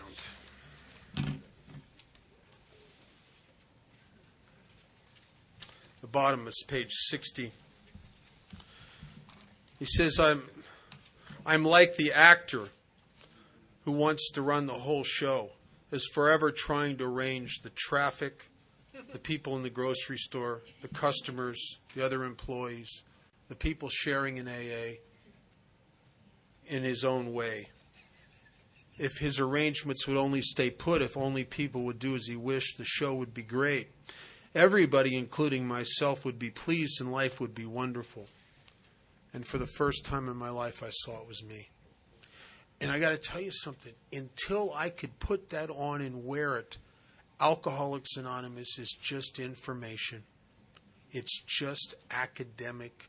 It never gets into here. There's a place in step 1 where it talks about where this program happens. And it says, it starts out with step 1 saying, we learned we had to fully concede, not intellectually, to our innermost self. That's why Alcoholics Anonymous and the 12 Steps is not an academic process. It's an experiential process. It has to happen in here. And we all know people who could memorize the book, who could put on a fantastic step workshops. They got it up here, but they don't get it down here. And what happens? Well, the ego, if you're like me, the ego chooses its weapons wisely. And the ego will take the big book, it'll take spiritual principles, it'll take the traditions, and it'll use them to feel smugly superior and to be in control. The ego doesn't care what it uses. And people that do that, they don't know that they're doing that because they know that they can back it up. They can show you page numbers. But aren't they really separating themselves from others? The ego cares about its own self-grandizement, and that's it. And this part of the book really starts to talk about the enemy. Because if I'm going to know what I'm moving towards, I need to know what I'm moving away from. What has been running my life? I remember Chuck Chamberlain one time. It was unbelievable. He stood at the podium in the middle of his talk, and he looked out at the audience, and he's rubbing his hands together, and he's looking everybody in the eyes. And he took about 3 minutes to do this. He says, "What controls you?" And he looked at somebody else. He says, "What controls you?" And when he looked at me, I got chills. I knew something was driving me. I just didn't know what it was. Because I felt like something had been driving me all my life. What driver am I trying to get away from? I know where I'm supposed to go. I'm supposed to go towards God. But if I'm going to, and I think the same thing is true in the realm of the spirit. That's true in the realm of the fellowship. In order to stay in the fellowship of Alcoholics Anonymous, I've had to learn the roads out of AA. I know what it looks like to leave AA. And you got to learn how to leave AA in order to stay here. How do you leave AA? One judgment at a time. One compromised principle. One little more inundation of self, and one moving away from helping others and moving towards helping yourself. If I'm going to learn how to stay in the fellowship, I've got to learn how to leave. And if I'm going to learn how to move towards God, I've got to learn how to move away from me. It's a funny deal. And on page 62, it starts to talk about the root, really the root of my problem. And it says selfishness, self-centeredness, that we think is the root of our troubles. Now, it uses the word self a lot in this book. On the bottom of page 61, the first line, in the last paragraph, it equates ego and self when it says our actor is self-centered, egocentric. So ego-centered and self-centered, according to the book, they're equating them as being the same thing. So if selfishness, self-centeredness is the root of my troubles, that means that everything else comes from that. And that's going to prove to be true in the fourth step when we start looking for manifestations of self which had defeated us. Everything that is my problem is connected with self. Everything. The problem with self-righteousness is self. The problem with self-justification is self. Is that I got the wrong driver. Selfishness, self-centeredness, that we think is the root of our trouble. I had a hard time seeing that. And I've always considered myself bright. I had a high IQ. I don't know what, I must have drank it, drugged it, and drank it up or something, because sometimes I'm a knucklehead, man. I don't know how I could sit in meetings and listen to people talking about self-centeredness and sit there, and honestly, I remember this like it was yesterday, sit there and think to myself, well, at least I'm glad I don't have a lot of problems, but I'm glad I don't have that one. I mean, geez, I'm not self-centered. I thought self-centered people were confident. I thought self-centered and self-confident were connected. I thought self-centered people thought they were better than everybody else. And I secretly felt like I was worse than everybody else. I had a wealth of shame within me. And so I don't think I'm self-centered. What I don't realize is that even though I think very poorly of myself, I do it constantly. I am centered on myself. And I was sitting in a meeting, and some woman is sharing. And do you ever sit in a meeting where they go around the room to share? If you're ever in a meeting like that, and you're like me, you're daydreaming, you're not really paying attention until it starts to get close to you, right? Then you start listening. And this woman is sharing, and she used the term, she said she went through life totally self-absorbed. And I'm sitting there, and I'm thinking about what I'm going to say, what you're going to think about what I'm going to say, how I should sit while I'm saying it so I look like I know what I'm talking about. I'd been thinking prior to that about my job, my finances, my love life, my feelings, my past, my future. And when she said self-absorbed, like I got it, I'm totally absorbed in myself. I think underneath the obsession with alcohol, drugs, anything else, there's the granddaddy of all obsessions. Aren't I first and foremost obsessed with myself? My feelings, my security, my well-being, what you think of me. Me. I think the theme song of Alcoholics Anonymous should be I, me. You know, it's just like, I don't know about you. I wake up in the morning. What's the first thing I think about? Me, pretty much. Just, I don't wake up wondering about you. Unless it has to do with me. If it has to do with me, I'm wondering about you a lot. Wonder what you can do for me. Yeah, what you can do for me. So selfishness, self-centeredness, that we think is the root of our troubles. Most of my life, when I wasn't drinking, I felt like I lived in a world that I was disconnected and apart from. Almost at times sober in social gatherings where it would seem like there's some sort of invisible yet impenetrable barrier between me and life itself, something I could not surmount or break through. And everyone else on the other side of the window, the barrier, is all connected and a part of and intimate and having a wonderful time, and then there's me. And there was a time in my life where 4 shots of tequila and the barrier would go away, and I'd be free and I'd feel like they look. And then as alcoholism progressed and I lost the ability to do that, the book says we know a loneliness such as few do because I can't get out of the box no more. Alcohol in the later years had stopped relieving me of the bondage of self. And alcohol was a very spiritual tool at one time. And the word alcohol is referred to as spirits. And the word spirit comes from the Latin. It means the breath of life, which is when you take your first drink after days of absence. You ever go have that feeling of the breath of life? And somehow, in the early days when the hook was set, alcohol relieved me of this self-obsession. It freed me. And we all remember those times when a guy like me who doesn't really care about anybody, who doesn't fit, cannot connect. And I can't even listen to other people. After 5 drinks, man, I just love everybody. After about 5 drinks, man, I'm there for you, man. I'm there for you. Really and truly, I can hear you. I'm right here now.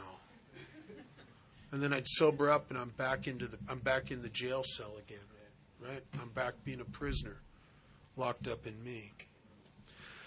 So if you're, this is the root of our troubles, and then it says we're driven, and oh man, I felt driven most of my life, driven by 100 forms of fear. Well, I don't know if there's 100, but there's a lot. Remorse is fear. It's fear of retribution, fear of what you think of me, fear of being found out, fear of being caught, guilt's fear. Apprehension's fear. Anxiety is fear. Worry is fear. It's funny how I discount all that stuff. Oh, I'm not afraid. Anger is always based on fear. That's one of the great things out of the resentment inventory is I find that every resentment came because something was threatened. Something was hurt or threatened. So I'm driven by 100 forms of fear. Self-delusion. That's psychotic, wishful thinking. Life's not really like this, but I want it to be a certain way so bad I imagine that it is.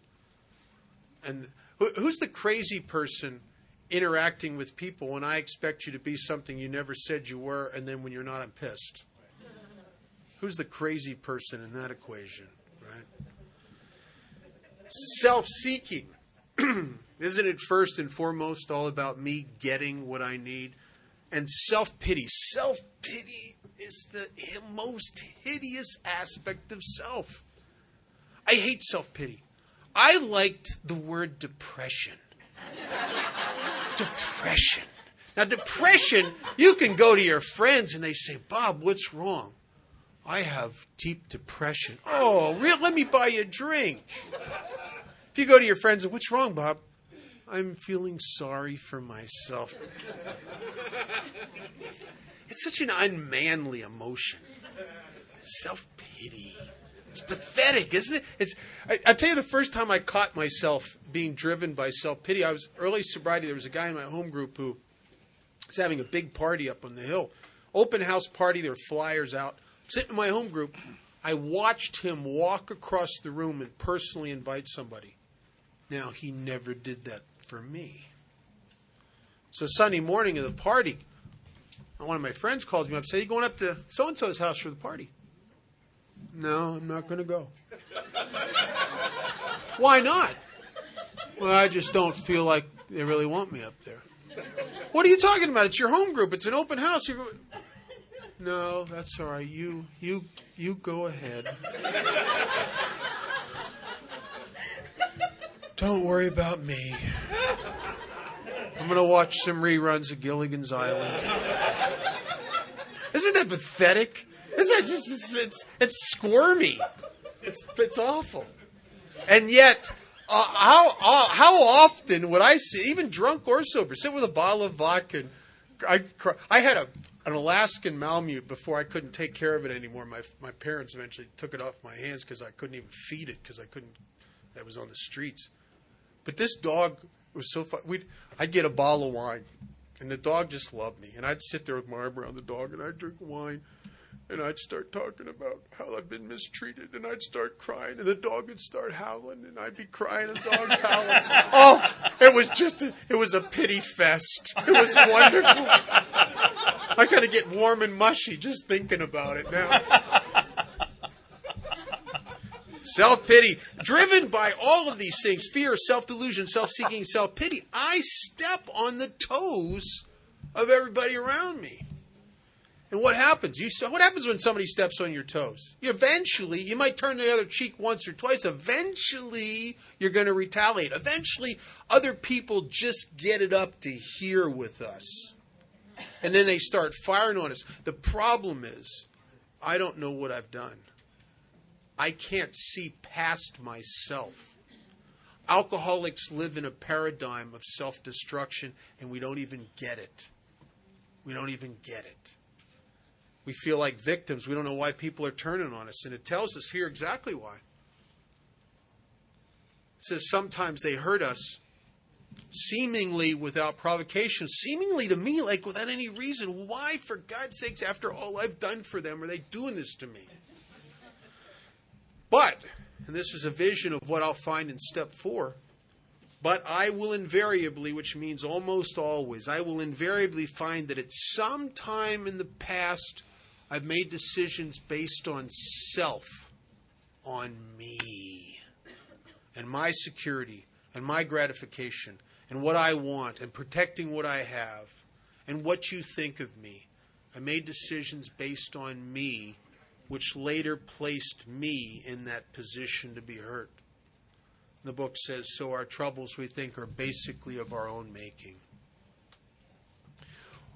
I tell the guys I sponsor this, and it's really true. I said, if you do the 4th step as it's outlined in the big book, and Scott and I are going to spend a lot of time on this, not only will it change you, but you will go to meetings for the rest of your life, and you will know after 5 minutes of listening to a guy whether he's ever done it or not. Because the people that do it are never the same. And a lot of things change, but one of the basic things that's never the same is you're never able to sell yourself the bill of goods on any occasion that you're a victim. You can't. You know the truth. You know. I'm the guy who put the target on my head. I'm the guy who put the kick me sign on me, right? I'm the guy who did the impersonation of someone who needs to be hurt long enough until somebody hurt me. I'm the guy, right? Scott, you want to go for a minute? Yeah. I was reminded, a friend of mine said, and I thought it was true in my case, and it says there are only 2 things the alcoholic does not like: the way things are and change.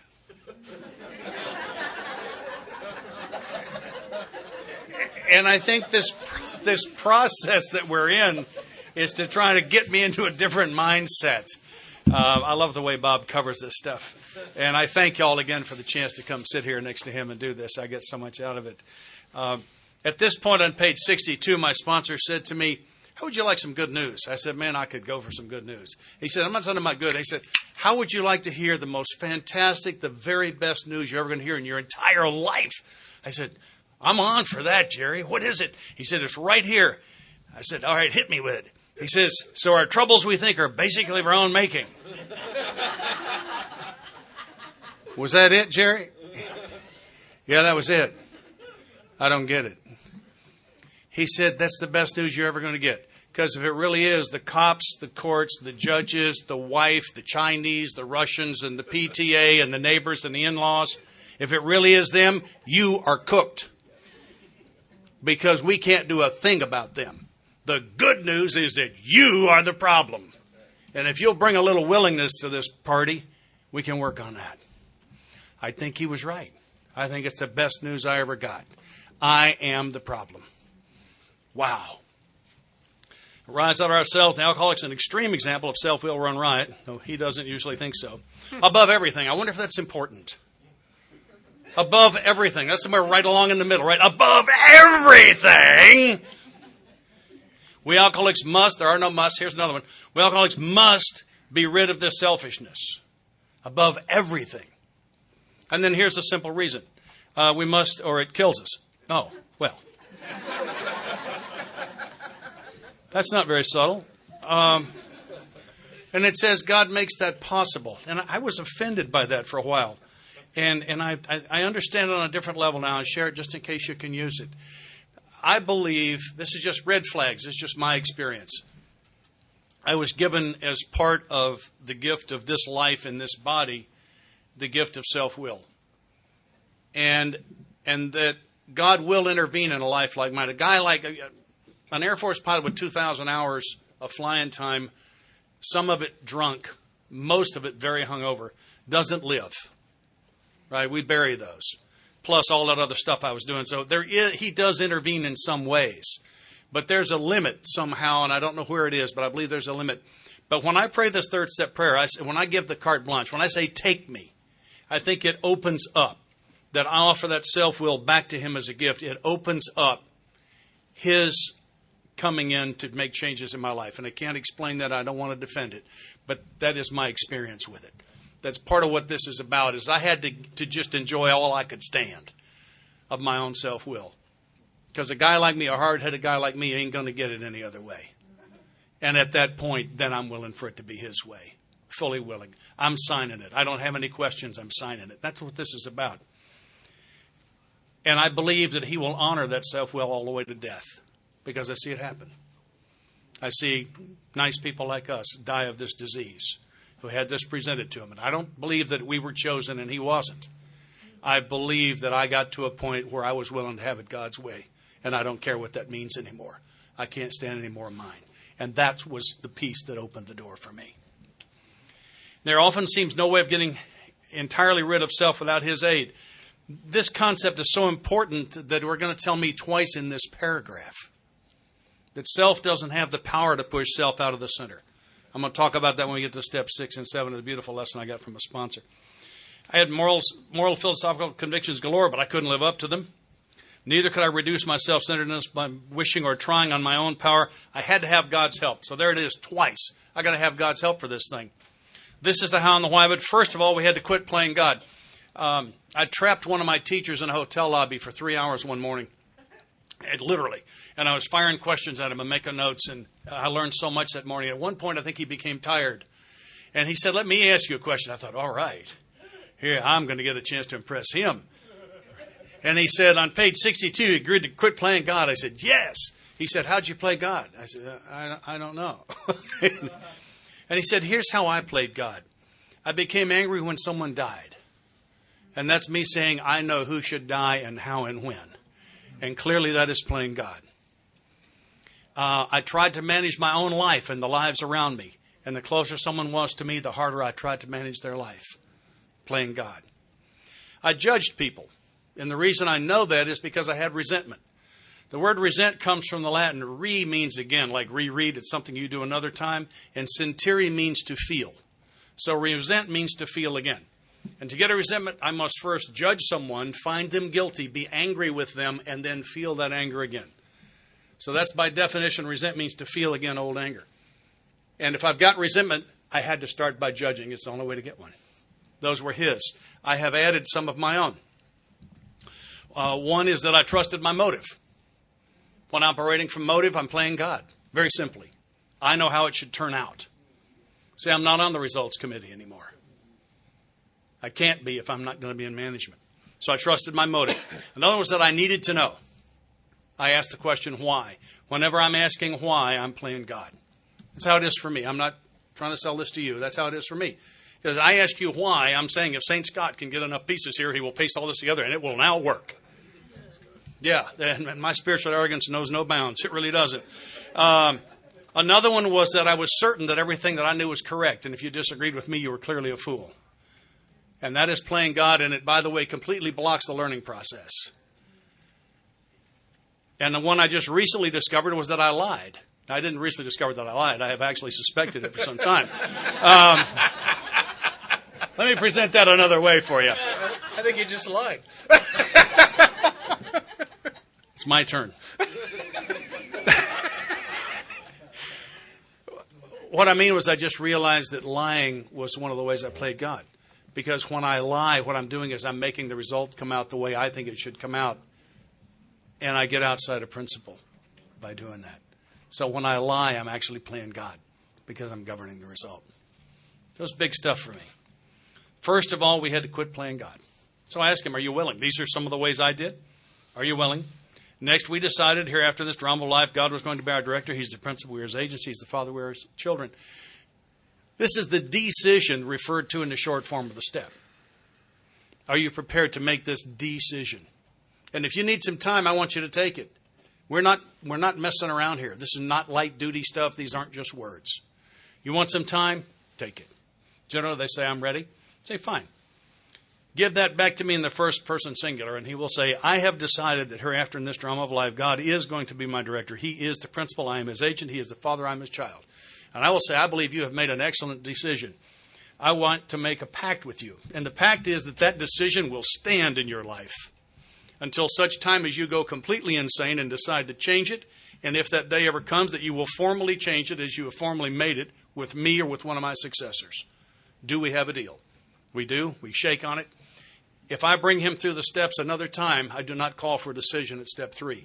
I say, you have a good decision in place. Do we need to talk about it? Then let's leave it. I don't need to keep making this decision. I love what Bob says, that there's a yes in every barrel of no's. I don't want the lid off the barrel.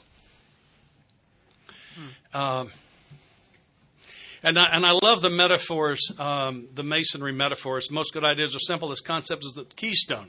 I wonder if that's important, the keystone. The keystone's the thing that makes the arch work. It's shaped differently from all the others. It's right there in the middle. And it's the thing that makes it work. Keystone. Above everything.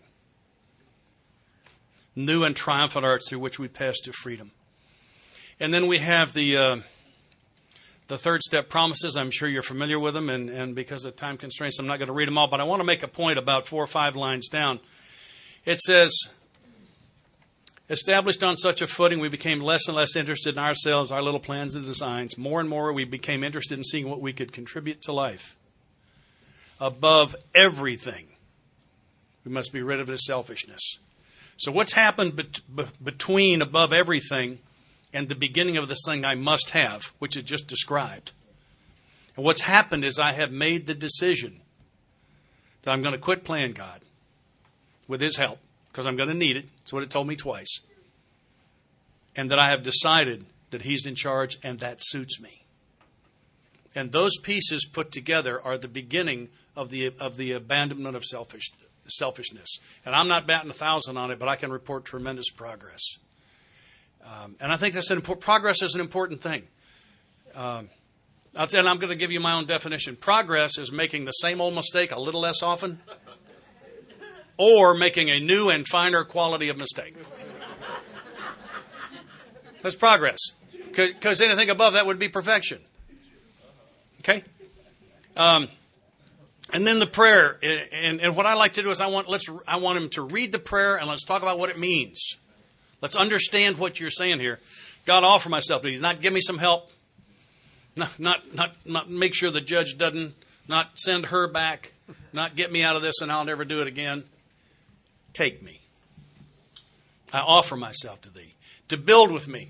A lot of times to build somewhere, we're going to have to tear down something that's already standing there. I think we do newcomers a great disservice by not telling them that. Don't mess around with this prayer. You pray this thing, I'll tell you something. Probably some things you'd like to keep are leaving, and they are not coming back.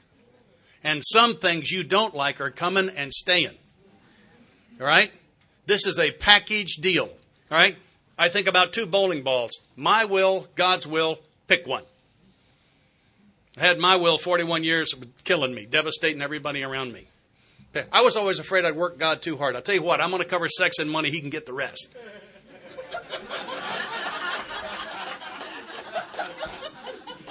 That's not the package. That's not the package. 2 bowling balls, pick one. God's will, my will, pick one. That's what we're asking you here. All right? Because there are going to be some parts you don't like. Overall, it's a spectacular package. But I don't want what I want anymore. It was killing me. To build with me and do as me as thou wilt. Relieve me of the bondage of self. I looked up bondage. It means the exact same thing as slavery. I'm a slave to self. That I may better do thy will. Take away my difficulties. One reason.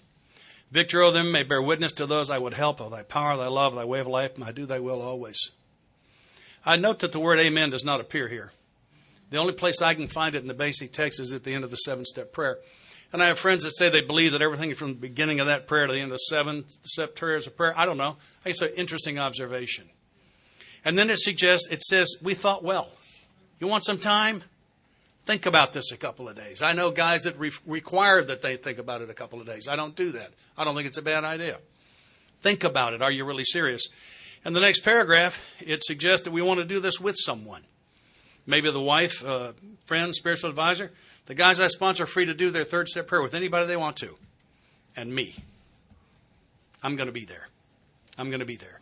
I think it's so important for sponsorship to be tight. I have had the experience. Bob and I both, by the way, I speak for both of us, we have permission to tell all the stories you hear us tell.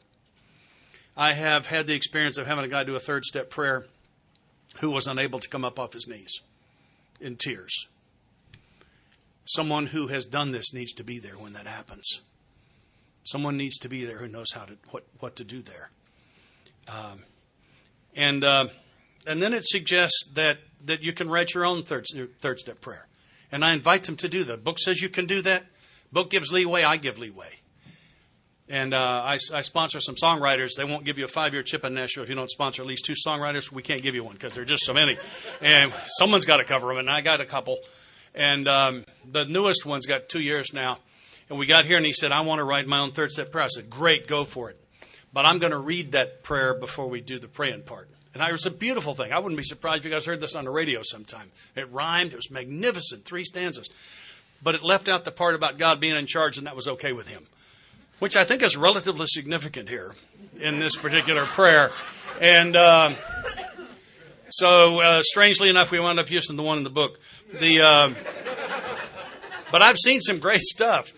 The most frequent change I see is they change thee and thou to, or thy and thou to you kind of thing. And that's fine. People are uncomfortable with the Old English.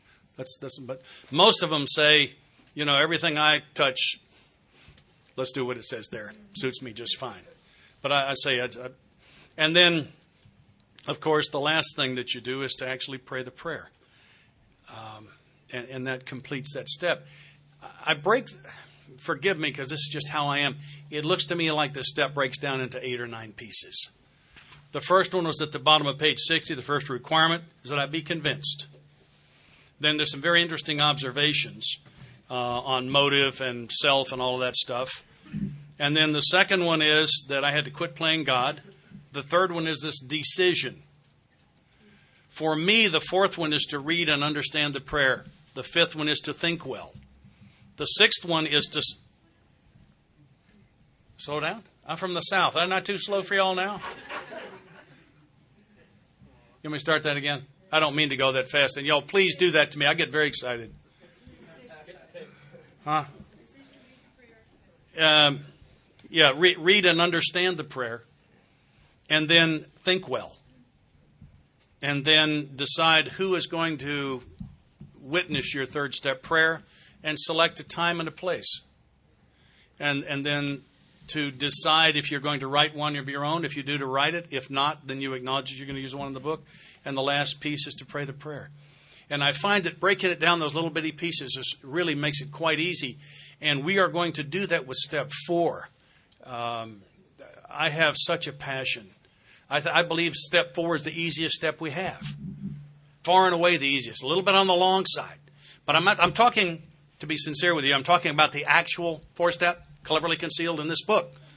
When I got out of treatment, they gave me one of these psychobabble things. And I mean, God bless them. I think there's some wonderful people with big hearts really trying to help people by taking the short form of the steps and writing around them. And they had all of this stuff. I have to go very slow or I'm going to have to make amends for my language about what I really think about that stuff. But I think they have good motive. But I think they violate principle, it gets me in trouble. But this thing, was true, false, multiple choice, fill in the blanks. Do you still hate your mother is one of the questions. Come on. And what happened for me was that I completed this thing. I called back down to the treatment center I'd gone through to Bernie. Now, Bernie had not been my counselor, but I had selected him after I had my white light experience to hear my 5th step. He was a counselor, but he wasn't mine. But I asked him because I knew I was going to have to do a full confession, which is what step 5 is. And the reason I chose him is you could look at him and tell he was stoned out of his mind. Well, you know what that looks like. A guy's face is real relaxed. He got this dumb grin. When he walks, he moves real slow, kind of shuffles like, this guy's ripped. I am going to do my 5th step with him, right? 2 weeks later, is he going to know what I said? He won't know if I did it. So I thought, right? Makes good sense. So I completed this psychobabble 4-step thingy, this alleged 4-step. And I called Bernie. He said, sure. I drove That's about 4 hours. I drove down. I took my fifth step with Bernie, which is where I began to get relief. If you're new, I know they don't look like it. But what the steps do is they bring me relief. They put salve on the wounds in my soul and allow them to start to heal. Some of them have got to have the scabs picked, and that's part of what we're going to talk about. But it's a tremendous cleansing process. And I dumped my bucket with Bernie. I told him the whole thing, all of it. And it was the beginning of the new freedom for me. It's where I began to get relief. I know it doesn't look that way if you're new, but that's what it does. And just as an aside, Bernie wasn't stoned. Bernie was sober over 20 years. That was serenity. I didn't know what it looked like because I knew, you know.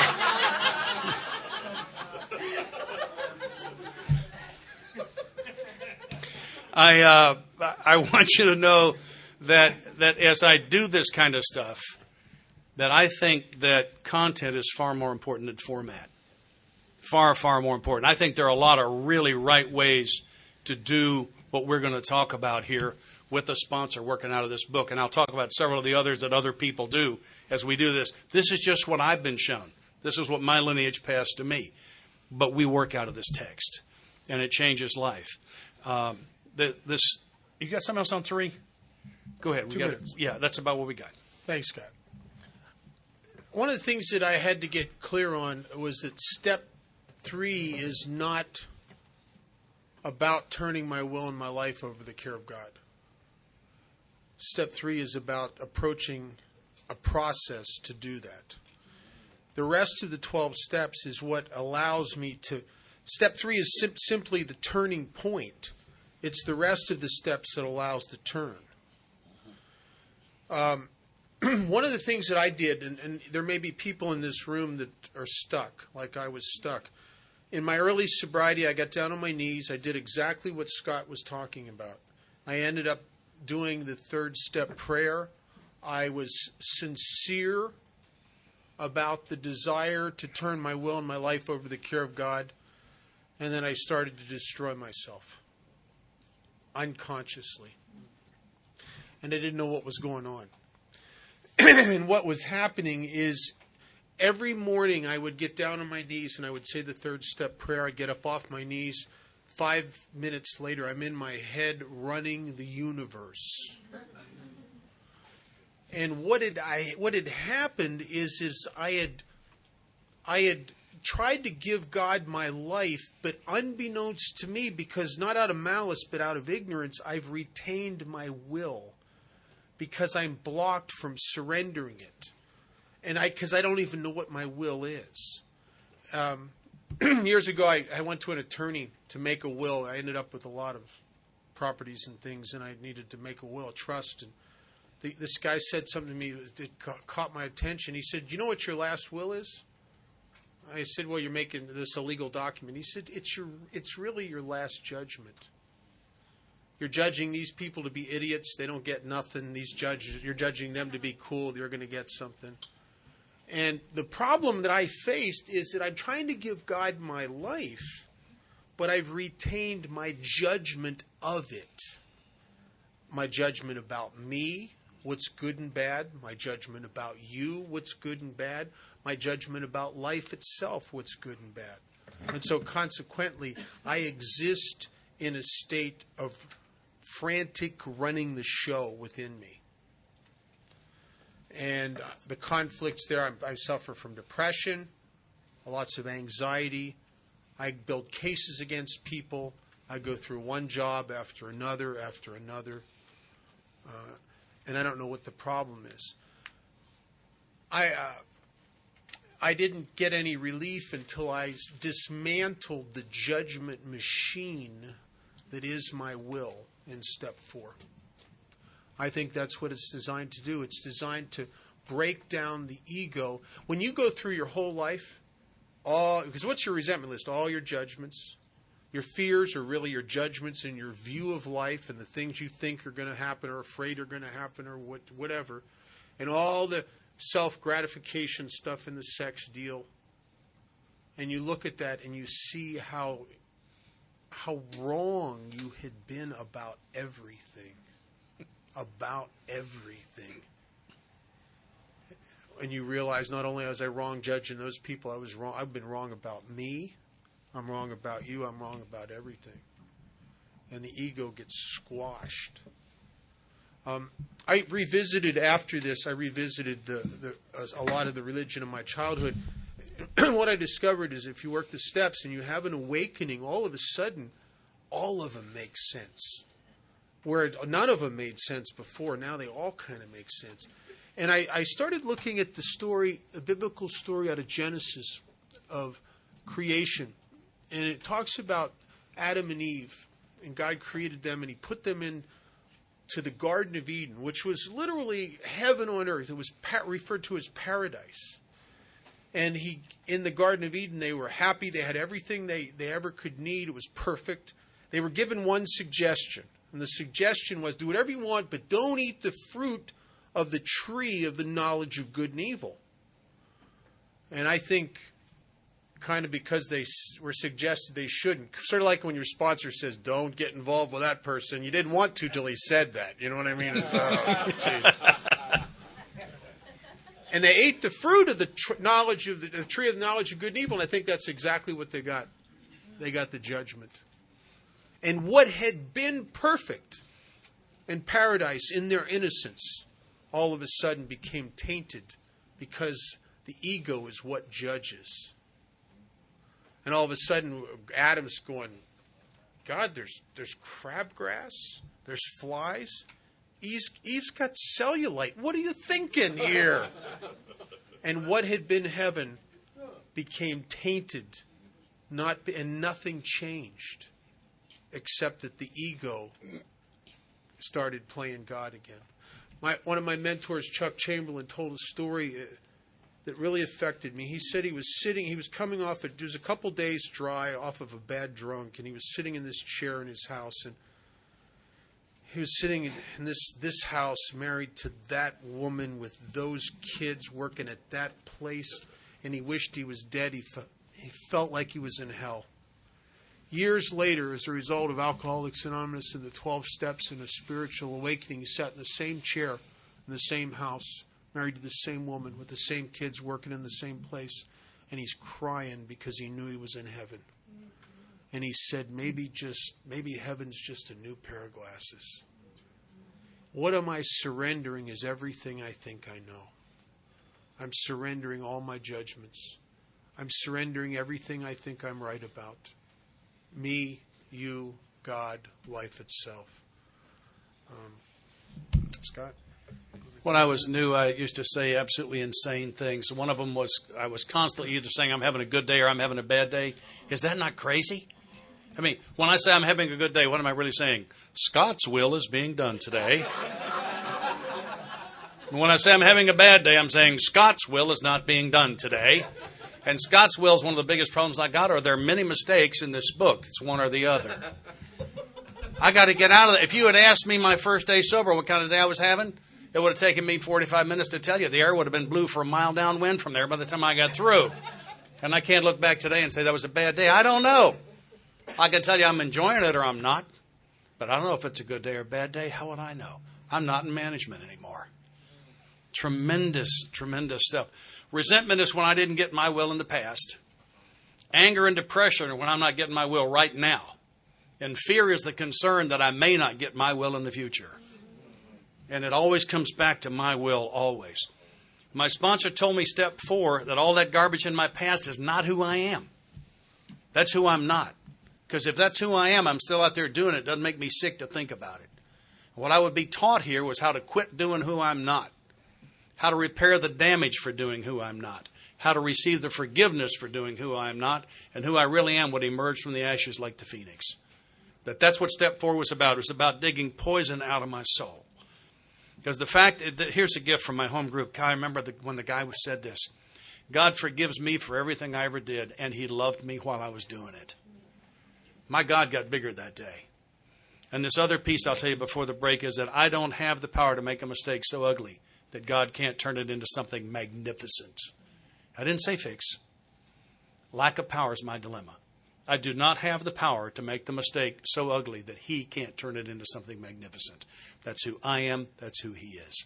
That's what we're going to talk about in 16 minutes and 3 seconds. We will be starting on time. If you're compulsive,